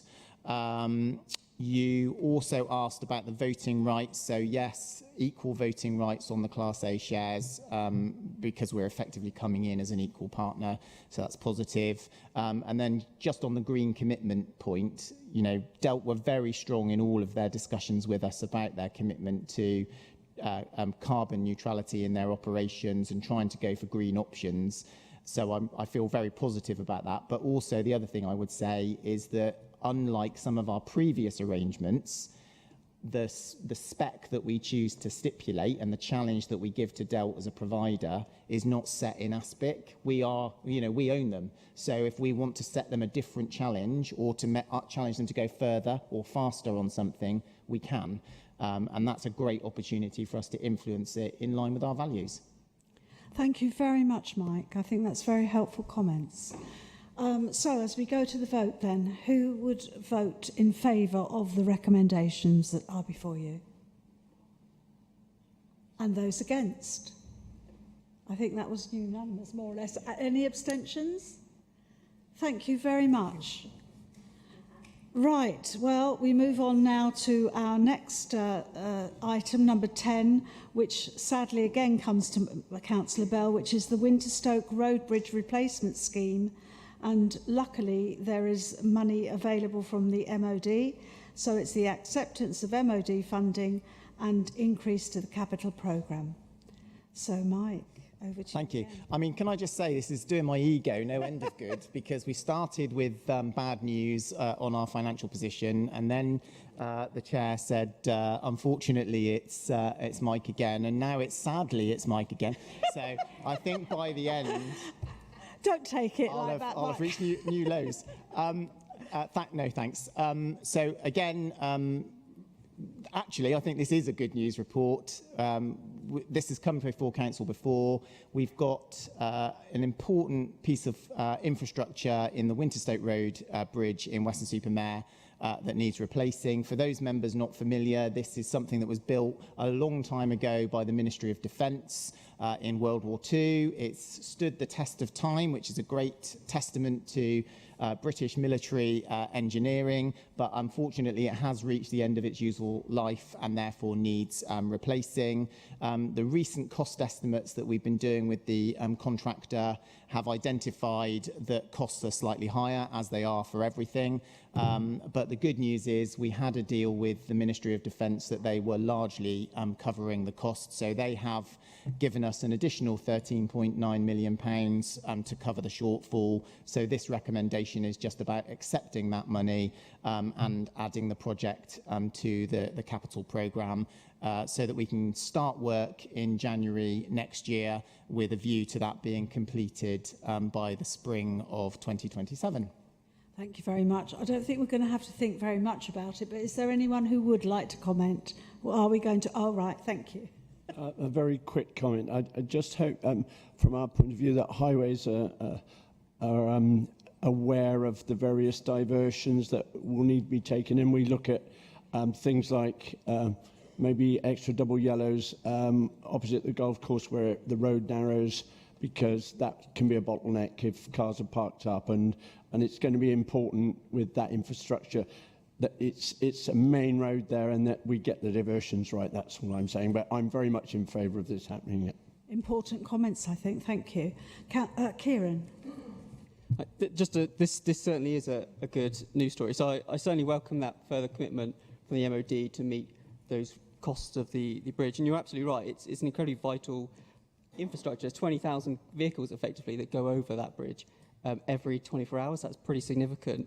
I think it's important to acknowledge that construction will cause some disruption for Hayward Village residents and some of those in South Ward for 12 months. And we just have to be really, really sensitive of that as we go through this process. So my challenge to the council, I suppose, is to continue to be mindful of that as we just develop that diversion plan over the next few months. But I also think it's really important to put on record the appreciation I have for officers. Like, you don't publicly see it when you're a resident, right? But there's a huge amount of effort that has gone in to developing these proposals for this bridge, and a lot of hurdles along the way to get us to this point. So I wanted to put my appreciation on record for officers as well. Thank you. Councillor Porter. Thank you, Chair. Mine comes following on a bit from what Mike Solomon said. Can we make sure that we do get some of the signing right? We get a problem with Arctics coming through Hutton.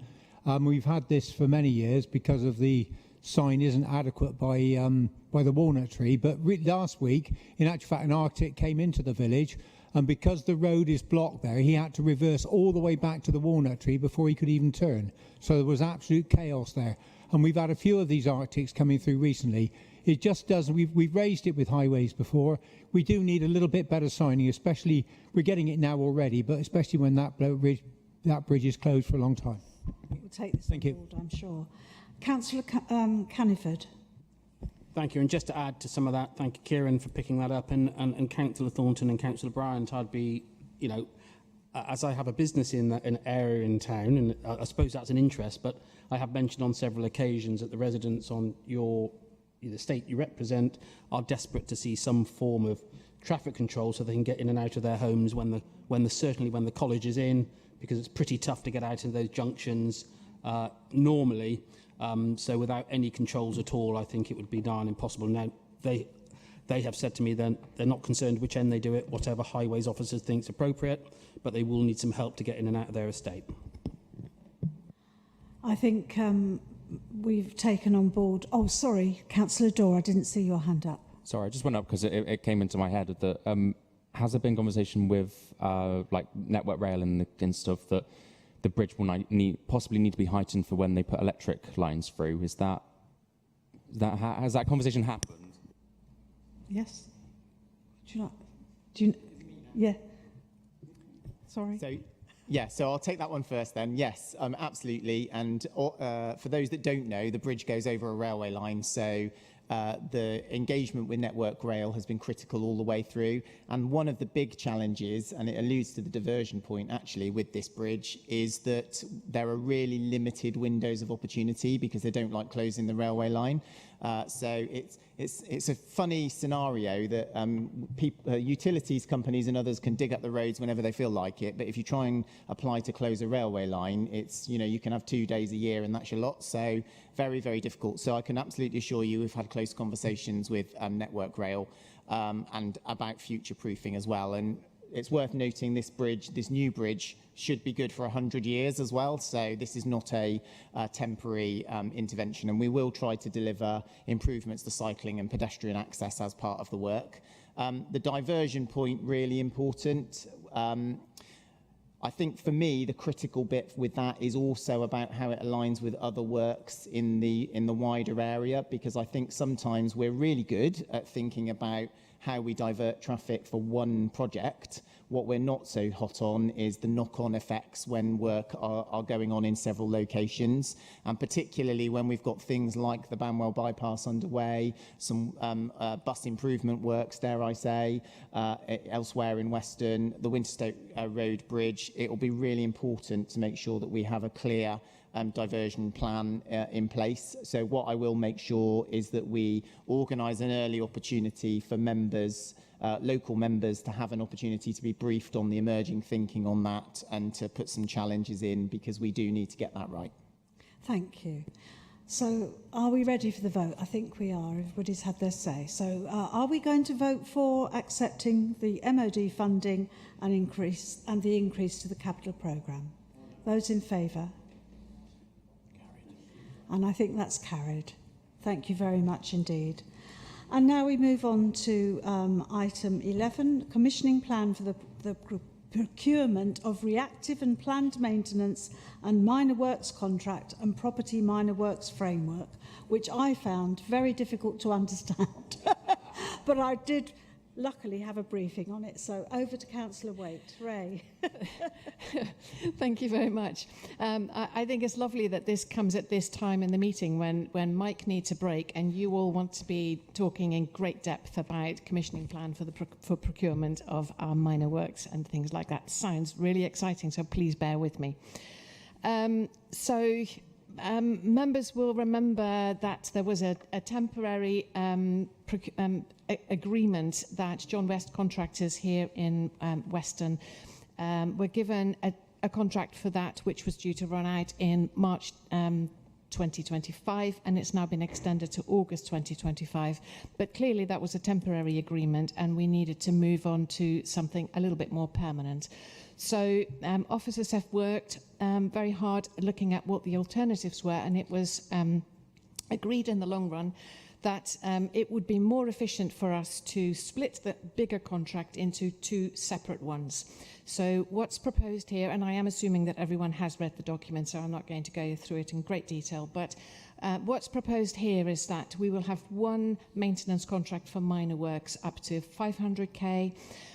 This is one that can react very quickly to small maintenance works and be more reactive to identified needs. And this is for things like basic maintenance, building and repairs, emergency responses, drainage works and minor external works and things like that. So that is the planned maintenance contract. Separately to that, we're proposing there to be a property minor works framework agreement.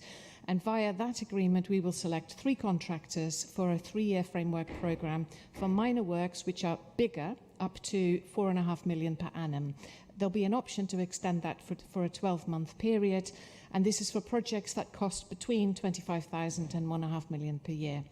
So the document in front of you sets out the process for how we're going to move to this new process, and there is a proposed timeline.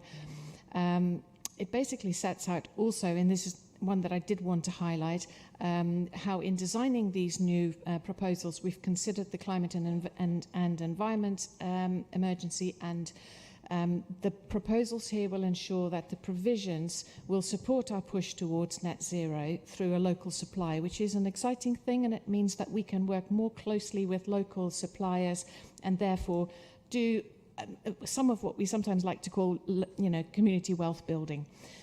It takes into account our need for climate adaptation as well, which is an important aspect as we go forward. And so basically the proposed process will make the management of these works more streamlined and more efficient. I was actually going to leave it at that unless there are questions, but I do hope that members will be supportive of the recommendations. Thank you. Thank you. I think you explained that very well. Right. Are there any questions for Amika? No, so we'll have a seconder, please. Thank you. Councillor Petty. And shall we go straight to the vote then, if there are no questions? So, all those in favour? And that is carried. Thank you. Okay, let's move on to item 12, the North Somerset Environmental Company's shareholder update from Councillor Cartman. Thank you, Chair. This is just a report for noting. So I am the shareholder rep on NSEC. So it's not about when your bins get collected, it's more about how the company's run and that it's sustainable and it's there for the long term, which I'm pleased to say it is. I think we can all remember BIFA and the challenges we had with that. So I think it says a lot to the team that they've transitioned to what has been so far a successful company. It's made losses for the first couple of years, but it's now moving to profitability. It's got an operating board. It's got independent non-executive directors as well to make sure that everything's done in accordance the way it should be and governed. And I think I'll just open to questions and comments. Thank you. Any questions? Bridget. It's actually not really a question. It was just to, as you said, Ash, this was a big project for North Somerset Council, and it's really great to hear that the report is good. And so I actually just wanted to note the thanks of the outgoing chief executive, who I think did a great job of supporting the councillors in the process of the establishment of NSEC. And Brian Veal was always available to answer questions as we went through what was a very stressful journey in setting up NSEC. So I just thought I'd like it noted our thanks for Brian's dedication and work on the job. Thanks for your comment. Thank you. Is there anybody else who's got a question? Do we need a seconder for that? We don't need a seconder, we don't need a vote. So that's excellent. Thank you very much for that report. So on to item 13, the Youth Justice Strategic Plan for 24-25. To Councillor Gibbons, please.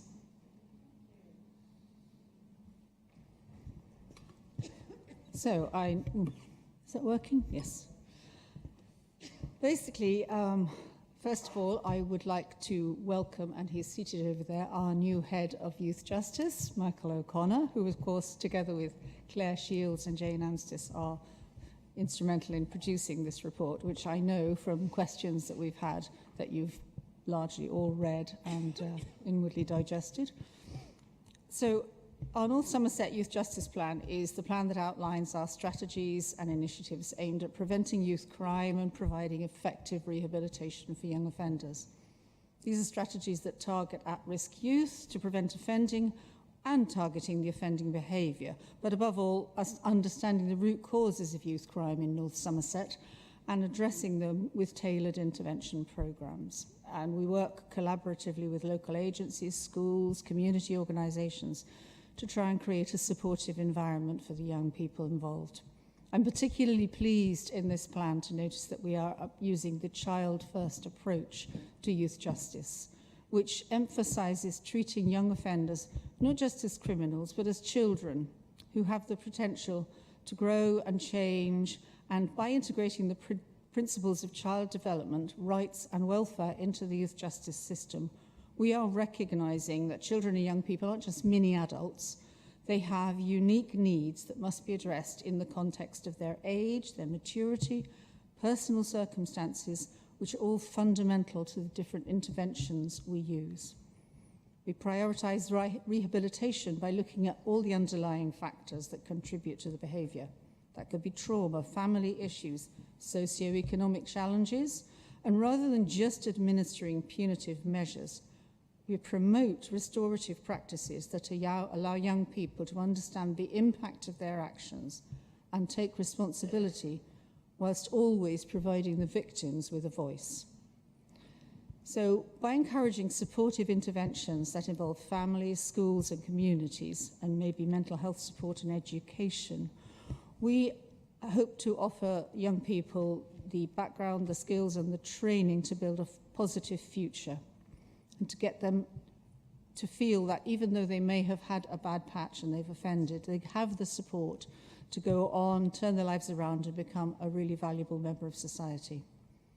Restorative justice principles are key in that they do encourage accountability and they provide opportunities for young people to really understand what they've done meant to other people, hopefully to make amends to those people and to the community, which we hope would be a positive effect rather than increasing alienation from society. And the plan shows that we will continue to build upon our record of multi-agency collaboration, which has brought together so many stakeholders, social services, mental health providers, drug and alcohol specialists, education, and law enforcement. In recent months, we have seen how these can all work together to create a comprehensive support network for youths who have caused some antisocial behaviour in particular areas. So we will be operating that model across the area, the district. So through this focus on the overall well-being of the child, taking into account emotional, educational and social dimensions rather than just the behaviour, the child-first model ensures that the rights of the child are upheld based on the United Nations Convention for the Rights of the Child, and embeds these principles in the youth justice policy, aiming to reduce reoffending, support young people to be engaged, constructive and happy members of society, ultimately benefiting them and the community at large. And of course, the plan is built around a robust monitoring and evaluation process to assess carefully the effectiveness of the youth justice initiatives, ensuring that they meet community needs and achieve the outcomes we want. So I hope that you will support this plan, and I know that Michael has very kindly said that he will answer questions far more effectively than I could. So if you have any questions for either myself or Michael, then please ask. Thank you. Thank you very much. I would just like to say myself, whether I should or not, I'm going to. I found this very detailed report very interesting because we see what's happening across the country at the moment, and I love to think that North Somerset is taking action for the positive, and I really commend the detail and the contents of this report. So that's just from me personally. So can we have a seconder before we move on to anything? Yeah, we have several seconders. Councillor Waite, right. Okay, so are there any comments or questions? Can we have Councillor Tristram first, because we've not heard his voice yet? Thank you very much. It's mostly a commendation of the report. Child First is a really excellent way of aiming to help children who get into trouble with the law. And all the detail, as has already been mentioned, of this report shows that a lot of very good thought and innovation has been put into how we're going to help these children. I don't know whether councillors here are aware that the building next door to where we are now, the Central Chambers, is where Youth Justice is based at the moment. Before Michael O'Connor showed me around there a couple of weeks ago, I thought it was derelict. It doesn't look very appealing from the outside, and it's much less appealing once you get inside. The smell of damp hits you in the face as soon as you get through there. And this is really not a good place to have our young people go for their meetings when they're already in trouble. It won't make them think that we care about them.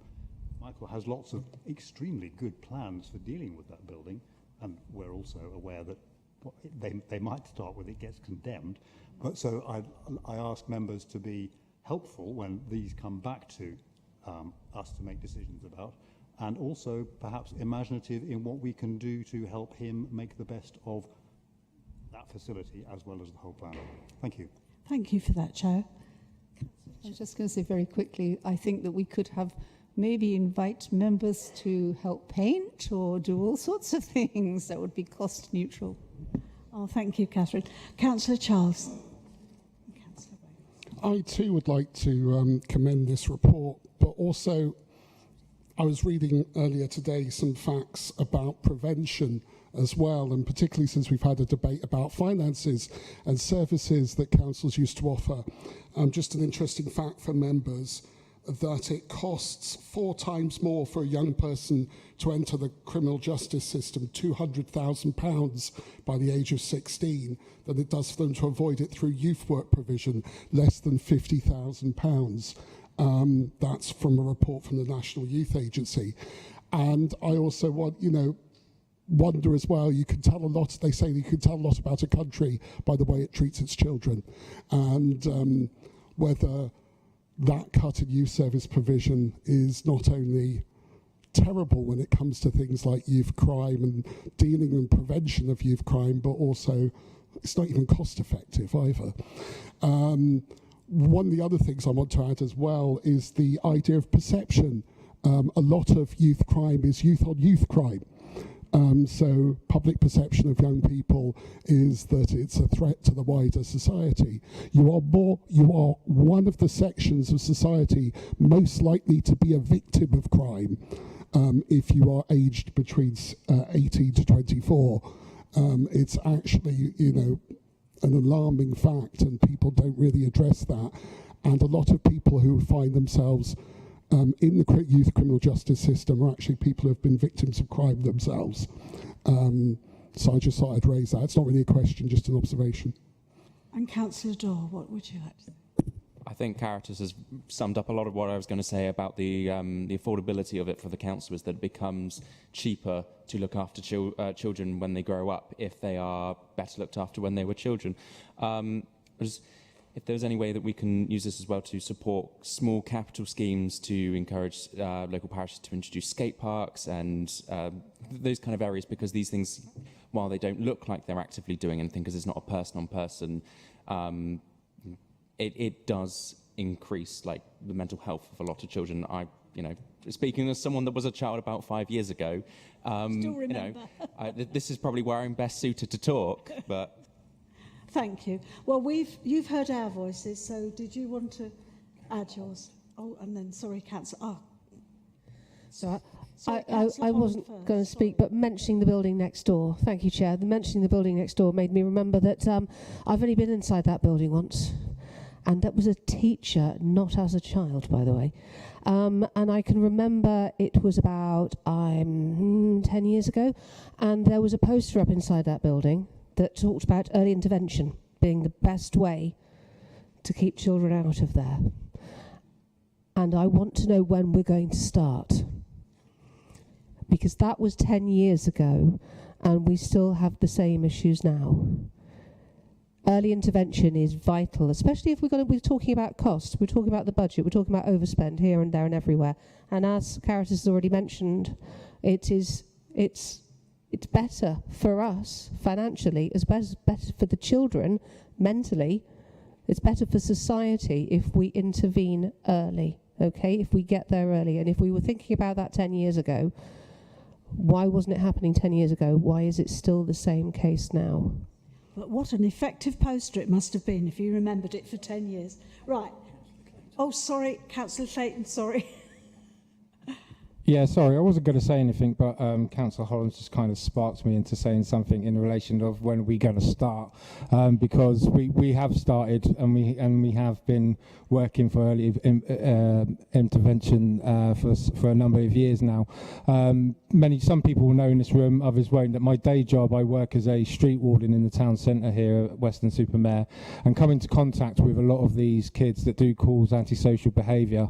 What I can say in my portfolio for safety in the community, our crime safety team have managed to secure funding from the PCC's office, where we've had for the past year social workers come into Weston-super-Mare every week speaking to the youth on the streets, and that has now led on to working with the parish town council and opening up a youth provision here in the town centre. Yes, granted, it's not that well taken up at the moment, but it is early days and these things do take time to build. The other thing I was going to say is you know, what I have seen is, like I've said, I've come into contact with a lot of these youths that do cause ASB. I'm quite avid gym goer myself, and one thing I have noticed is when I do get the time to go a little bit later in the morning rather than 5:30, I notice that a lot of our alternative education provisions are coming to the gym that I use with a lot of these youths, and they're using the gym for exercise, for you know, physical and mental exercise, which is putting them in a good place moving forward and looking to, you know, give them hope, and that actually people do care and want to pay attention and give them new skills. So I do believe that the work has started for a number of years now. I just think we need to keep moving forward with it and improving it. Thank you, James. Councillor Waite, I think I missed you out. That's fine. It wasn't anything earth-shattering. It was just that I was going to say that as members, we sometimes get so many documents to read, you know, for meetings, and some of them are extremely lengthy. But I took the time to read this yesterday, and I am so glad that I did. It's such a great report, so much information, and I found it really helpful. So I just wanted to express my gratitude for those who had written it and put it together with so much detail, and I think it was an excellent report, and I'm really glad I found the time to do that. Thanks. Thank you. Catherine, you wanted to come back. Yes, I was just going to answer Councillor Holland's point as well. Yes, early intervention is kind of what we are all about in children's services, whether it's in the youth justice system, that is the key. And as Councillor Clayton and we've worked together on this, knows, there is an awful lot of work going on and real efforts to improve provision for young people. What I would say is that, you know, I do remember the closure of the youth provision in 2011, 12, I can't remember. 12, was it? Yeah, I remember that quite vividly. And we often hark back to that, and members of the public talk about it. And we certainly do need provision for young people, but we need the kind of provision that they want, not what we think they want. And it's very different from a lot of people's perceptions about what young people want. And just the other point about perception, which James and I, and indeed, you know, the police locally have talked about, is how young people are perceived when they are behaving perhaps in the way that they shouldn't. You know, if they're sort of 10 or 12, there's a degree of, you know, leniency. And then the public perception changes once a child gets to sort of 14 or 15. And then that can breed a sort of I don't know, vicious circle of how the way people react to them makes them more aggressive. But I'm not excusing wrong behaviours, obviously. And I think there should be hopefully some positive news about some additional and really exciting provision for young people in Weston very soon. Fingers crossed. Anyway, I'll hand over to Michael now. Thank you. You get your chance now, Mike. Brilliant. Thank you, everybody. Hugely grateful for such a well-informed debate and discussion regarding children within the criminal justice system. You've echoed the contemporary evidence base that we intend to apply here in North Somerset. Our intention is to be aspirational for the children we're supporting. Our intention is to be the best youth justice service in the country. We will get there. We have a clear partnership vision around child first practice. 4 simple challenges to us as a local authority and respectfully to members here today: to see children as children, to support children in terms of building pro-social identity, to collaborate with children where humanly possible, firmly believe that children will find the solutions that we're grappling with, principally the challenge in terms of late entry to care of children and the high cost we've heard about this evening. There are some real opportunities to get alongside children to find solutions to those challenges. And finally, to divert from stigma. We've got to aim high for our children and make sure that they go on to achieve what we know they can achieve. We had 6 children speaking to all children's staff earlier today with real ambition to make a big difference to North Somerset. Last thing to say, just echoing some of the points in terms of additional funding. Since arrival, we've been successful in some violence reduction partnership funding to co-locate youth justice workers with community wardens at teachable, reachable moments for young people, and a real ambition to look to bring back detached and targeted youth work provision so that we can identify and engage with children at the earliest point and prevent wider impacts on the community. And last thing to say is a real signal of our ambition. We have become the first youth justice service in the country to be a Greggs Foundation breakfast provision. It's a big statement in that they've never funded anyone other than a school before. So our intention is to start opening the doors so children can come and engage with us, get a meal, access services, and receive the support they need. So some very positive times ahead, but thank you for your support with the plan. Well, thank you. And shall we go for the vote now on that report? So do those in favour of accepting the report? Carried. And that is carried. Thank you very much, and thank you for coming along tonight. Right, item 14, our corporate parenting report. Yeah, me again, sorry. I will be brief, as I'm sure it's a short report, and you will all have read it, and hopefully you'll all have clicked on the link and found out what Walk a Day in My Shoe, not one size fits all, is all about. When we had the corporate parenting panel the other day, and some of you were there, including our chair, we heard very emotively, actually, from the participation team who have been engaging with young people to decorate the shoes and record their stories. And it was quite moving. It will be, I think, very, very impactful for us when the installation is here, because they've managed to engage with some of our unaccompanied asylum seeker children who have decorated shoes, who've created a story which will be linked to the QR code. And people will be able to understand in an anonymized form what young people have been through. You know, you will get a chance to stand in their shoes. Maybe not walk a whole day, but get a taste of the experiences that have brought them to be some of our children that we care for. So the purpose of this brief report is obviously to note and discuss the content of it, but I would like to take a sort of vote, if you like, to signal that the Council is in support of bringing the Walk a Day in My Shoes art installation to an in-person meeting of the full Council. And do we have a seconder for that? Seconder? Thank you. Thank you.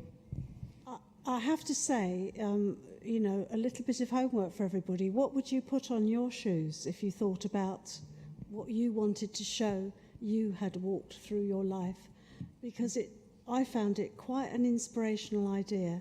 And I don't know if anybody else wanted any comments, but I must admit I was really inspired by what yes, I'm happy to take questions or comments. Councillor Charles, sorry. There's a lot of amazingly great work that goes with participation and engagement, working with young people and vulnerable adults within this authority. It just popped into my head, wouldn't it be wonderful if we could use this as an example of best practice for other departments of the council? And maybe something could actually be done about that to highlight different methods of engagement that could be used by other departments in reaching out to different audiences. Thank you. I just respond? Yeah, thank you, Councillor Charles. I'll take that away because there's all sorts of other things our participation team do which are extremely impactful and creative. So yes, thank you. Any other comments or questions for Catherine?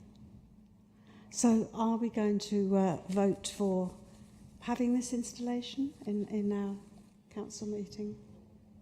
Yes. Those in favour? I think it'll be well worth it. Those against? No. Carried. Thank you very much indeed. Right. We're nearly getting to the end. So, so to the question time. So has any... Oh, masses of questions. I thought you'd be all too exhausted by now. So keep your hands up and we'll make a list.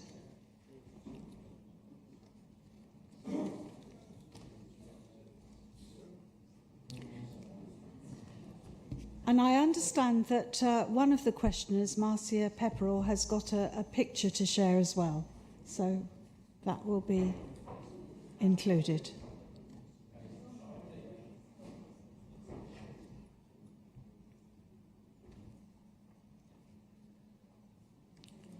Right, thank you very much. If anybody has been forgotten, they can tell me at the end. So let's start off with Councillor Pryke, please. Thank you, Chair. This is to Councillor Solomon. The cricket club at Dial Hill in Clevedon, the park around it is in desperate need of a bit of TLC. In fact, I've got a whole document worth of issues here. But there's one particular thing I'd just like to raise with you this evening. We've received a quote from the Woodcutters for Wildlife that they are prepared to undertake the work needed on one section of the steps. They're prepared to do the work themselves and to also bring all the materials possible. I've tried to contact the officer relevant for this, but they've not responded to me for the better part of a year now. Are you happy for us to spend £60 to do up some steps? Yes, I guess I am happy for you to spend £60. But let me double check. If you just send me the details of the office you're in touch with, I'll check that there's no other ramifications, that if you do it and someone falls down, we're going to be sued. So I'll check that out first. Thank you. Good answer. Councillor Charles. Sorry, I wasn't expecting you so soon. Hold on a minute. Can I ask Councillor Bell for an update on the implementation of the petition to debate process that we passed as a council, and also the use of deliberative engagement for the community engagement strategy? And cheekily, just one more point. Also, do we have a timetable yet for the internal governance review? It's 3 questions, really, isn't it? It is. But it's Councillor Charles, so don't be surprised. And unfortunately, due to council cutbacks, I'm going to only answer one of them. And which one is that? No. So sorry, I've been flippant, and now I'm not going to remember the question. Okay, what was the first bit? Here we go. Right. Petitions, Update on petition to debate. Petitions. So the petitions for debate, officers have worked up the necessary constitutional amendments to give effect to that process. I think it's going to audit in a week's time, and then that will come back for implementation. So that's all good to go. So we'll, approve that in November, and it will have effect immediately. Secondly, the governance review. We have got a set of proposals now, which I'm just working through with officers in terms of the financial implications of that, given our challenges that we talked about earlier. But again, the intent is to bring a report to Council for decision and debate in November. And what was the third one? I forgot. Deliberative engagement on community engagement strategy. Yep. So we've got a community strategy approach, which is bringing together a range of measures. I've put out a call to group leaders for volunteers to be part of working groups to supervise different elements of the strategy. I know that you've put your name forward to be part of the group that's focusing on the consultation and engagement work. I would really expect that to be focused on opportunities for deliberative democracy as part of that, and I hope you'll use that opportunity to bang the drum for it. I know you will. Thank you. Councillor Bridger. Thank you, Chair. This is a question for Councillor Caniford. Mark, this is a bit of a follow-up to the conversation we had earlier. I hope you don't think this is unfair. You'll recall, I think, during the last administration, there was very little disagreement in the executive. One exception to that was around the local plan. So given that the government has imposed a housing requirement on North Somerset that's 14% higher than it was even 2 years ago, does Mark now admit that his Lib Dem, Labour and Green colleagues on the executive, had they agreed with Councillor Solomon, former Councillor Hogg, myself, almost certainly North Somerset would already have an adopted new local plan, thus saving the council money, delivering homes, while protecting more of the green fields around our villages that are now more vulnerable. I'm not bitter. No, I'm sure. I'm sure you're not bitter, because under that plan we would have built all over the green belt already, wouldn't we? So no, it is challenging. There's no doubt about that. But let's not be flippant. The fact is that we are being asked to even provide more homes, which apparently are needed than we were back then.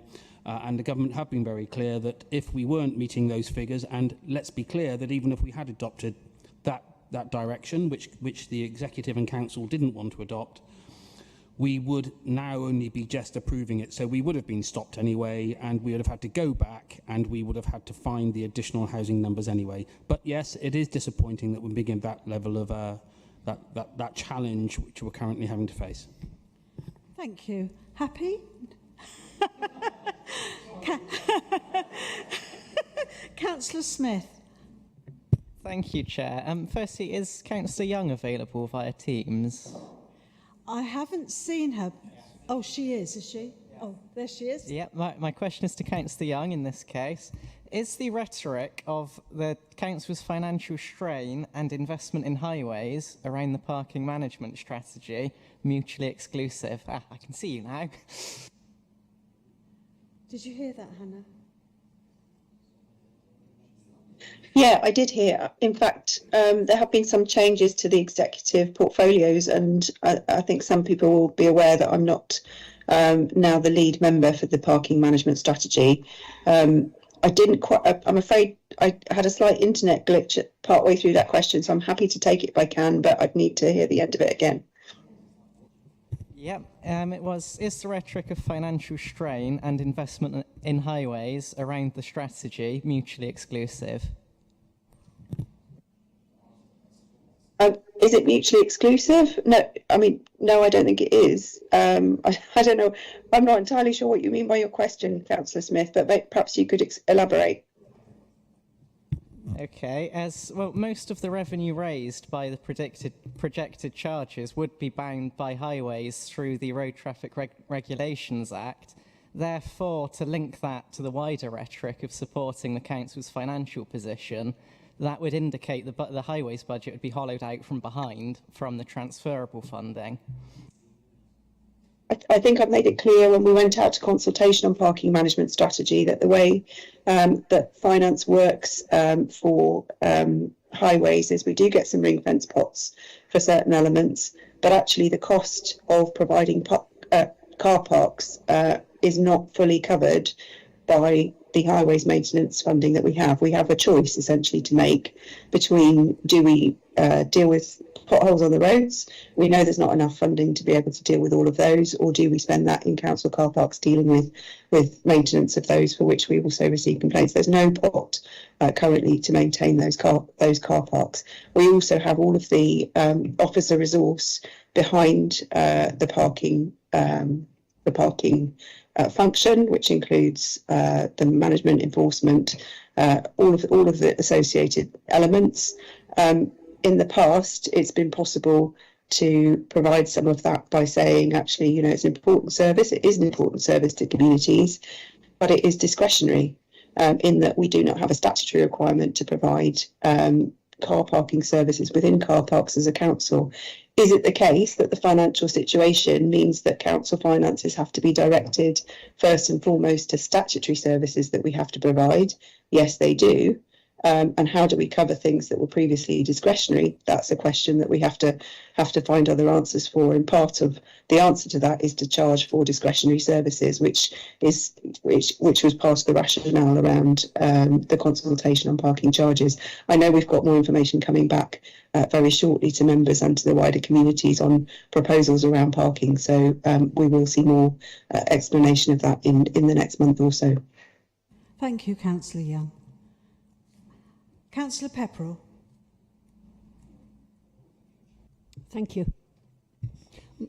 Councillor Waite, I think, is the one for this question. It's about rewilding. Pictures coming, I think. Because when rewilding started, we all thought, what a lovely idea. But after we'd had it for a while, residents weren't so pleased about it.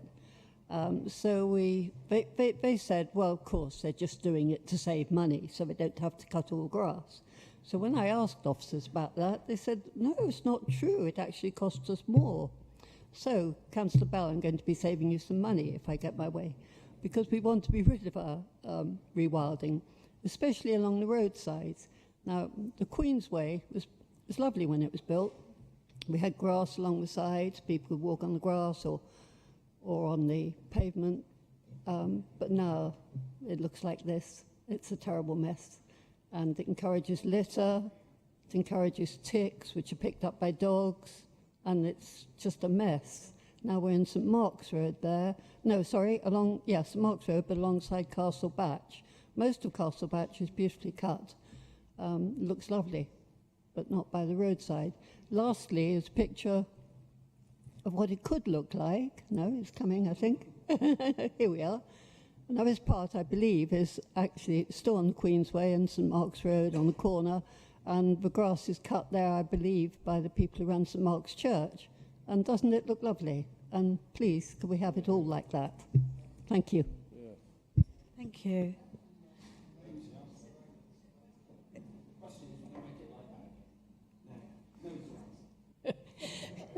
Right, thank you. I was just trying to work out what the actual question was, because whether it's that you want us to cut the grass or... Yes, please. Right. I think that these decisions were made in an earlier time. I'm not exactly familiar with the precise location, although the photographs do show something. I think rewilding is a big word for us saying we want more biodiversity in our area. And grass is not particularly useful for biodiversity. And so there are ways in which we can improve our biodiversity by letting some things grow slightly wilder. Now, I accept that maybe in some areas this doesn't look as nice as it should do, but I think we need to count the benefits of those things as well as, you know, what people might think about it in the locality. So I think this is a much wider question for which I'm really not going to be able to provide a full answer at this point. But perhaps I could come for a visit and come and have a look and see the area. If you would like to invite me, I'd be more than happy to come and have a look. That'd be brilliant. Thank you. Thank you. Councillor Ellis. Well, thank you, Chair. Another question for Councillor Youngs. So this is regarding buses in Nailsea. She'll know all about this, and so will Councillor Bell. There's roadworks in Nailsea. Long story short, for 17 weeks there was going to be no bus service provided for a large number of people in Nailsea West End, isolating many vulnerable elderly people who rely on buses, couldn't get to doctor's appointments. So the question is, or it's very short, part A, part B.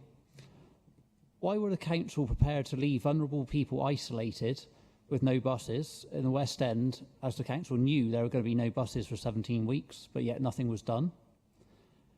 And lots of people came to me, obviously, with concerns. So I worked with a local charity, Nailsea District Community Travel, which North Somerset have completely cut their funding. That being said, they've still stepped in to put a bus service on to help the vulnerable people to avoid isolation. Will North Somerset Council give a donation to this trust, who have stepped in to help the local people, where North Somerset have not done anything? Thank you. Thank you, Oliver. Thank you, Councillor Ellis. Obviously, I do know a great deal about this situation because I was working with officers quite tightly at the time to understand the position. Now, I'm sure most members here will know that North Somerset Council doesn't run the bus services and is not responsible for running the bus services. And while we do receive some funds from government to help improve bus services, it's not actually something that the council is required to do or has the funds available to do. So generally speaking, it's not a responsibility. Now, when First Bus obviously couldn't run the service in that part of Nailsea because of the roadworks, I had picked that up at an early stage with the network management team. I think there wasn't sufficient communication at an early stage to the wider community about what the impact of that would be. And I did challenge back to the teams around how could we work with First Bus to see whether there was anything further that could be done. Now, clearly there couldn't be because of the practicalities of the works that needed to take place in Nailsea. I also asked our teams to get in touch direct with the community transport services to see whether communities could take any action themselves. And it's quite rare that we have a diversion of buses that lasts for such a long period of time. What I've asked for future is that the network management team have a much closer working relationship with those who are directly in touch with First Bus so that we can pick that up earlier and come back out to communities to see whether there are ways in which communities can support each other with these services. But the council does not have direct funds to be able to support newly commissioned bus services in communities for these temporary measures, which is why, sadly, we had to cut the grant that we had previously provided to the community transport providers. It's worth saying we've worked really closely with the West of England Combined Authority to ensure those community transport providers receive grants through West Local in order to support their work going forward. And we're hoping to be able to use the further trials that we've got coming up with Westlink to be able to provide additional funds to them. But we don't currently have a budget that supports direct services commissioned from North Somerset Community Transport. Thank you, Hannah. Quick supplementary question. You said you asked your team to talk to Nailsea District Community Transport. Your team didn't talk to Community Transport, which obviously they haven't followed what you asked them to do. Just as a quick note, was there a reason why they didn't follow what you asked them to do? I've had differing answers on that particular issue. So I think you and I have both had different answers on the particular issue. So let me take it away, and I will pick that up again. Thank you, Hannah, again.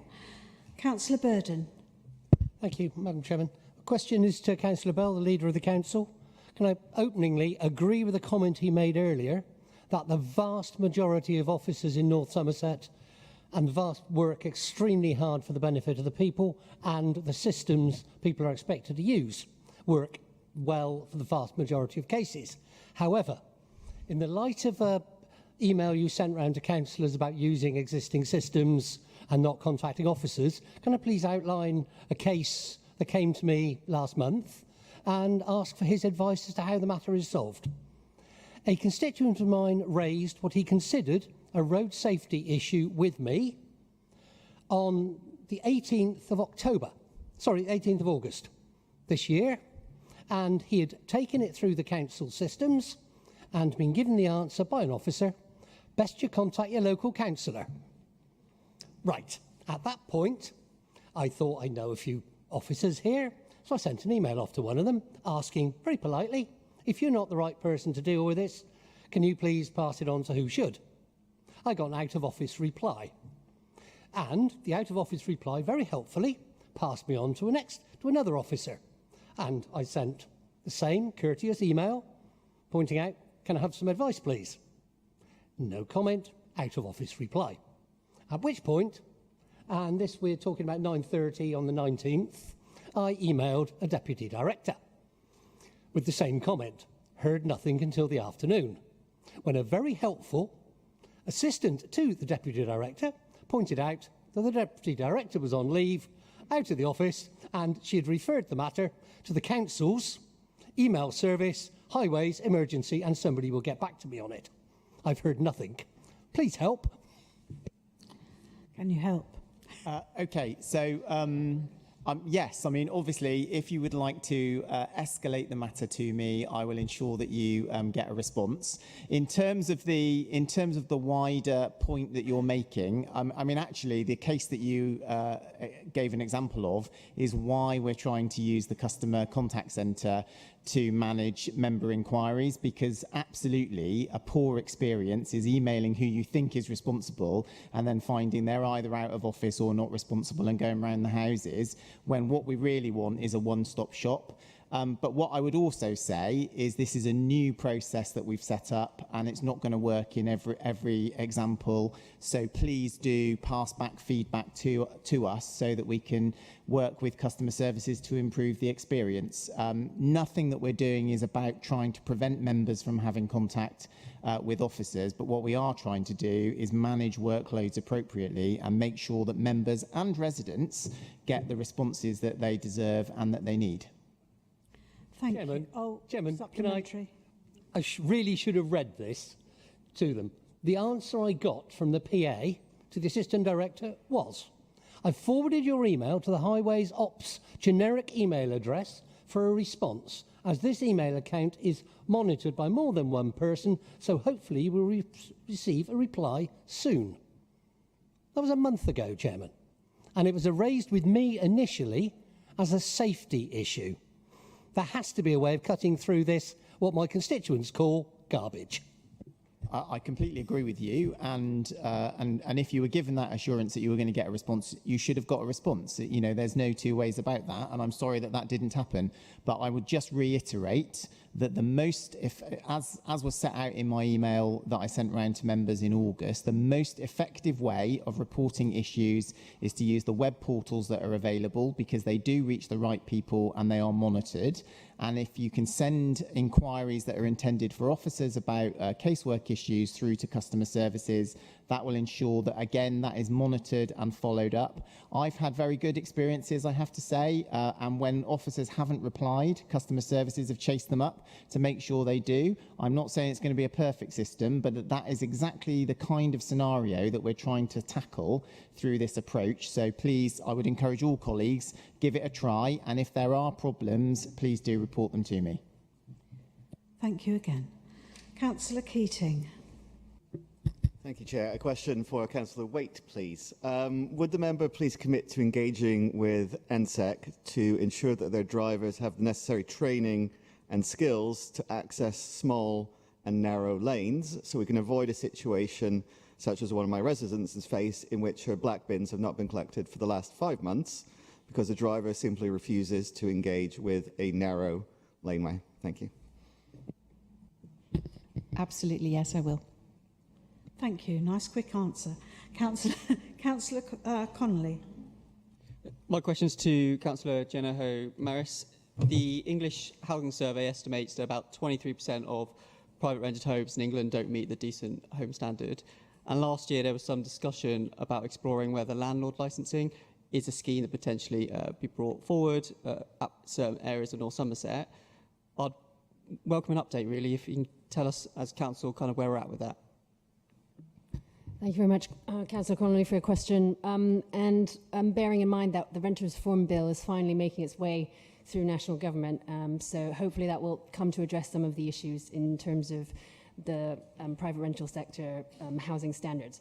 I mean, I absolutely agree. 23%, that's almost 1 in 4 properties which has non-decent, standard. And you've got a situation where people wanting to rent properties are, lining up even sight unseen, taking properties, and there's like 30 to, I've heard in Bristol, there's 300 offers per property. So, you're not in a situation where you can make a choice, really.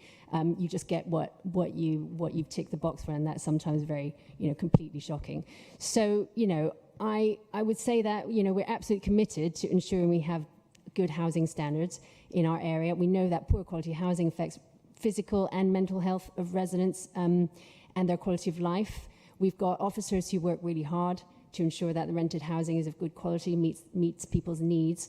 And we've got a system online and also through the telephone to help people report that. But of course, we know that part of the problem is that tenants feel unable to risk telling landlords to repair the property because they've got a real fear of retaliatory eviction. And I've seen a number of emails sent directly by residents and also through Western Housing Action, which have highlighted some of these, which officers are dealing with. So I hope that's that's moving along.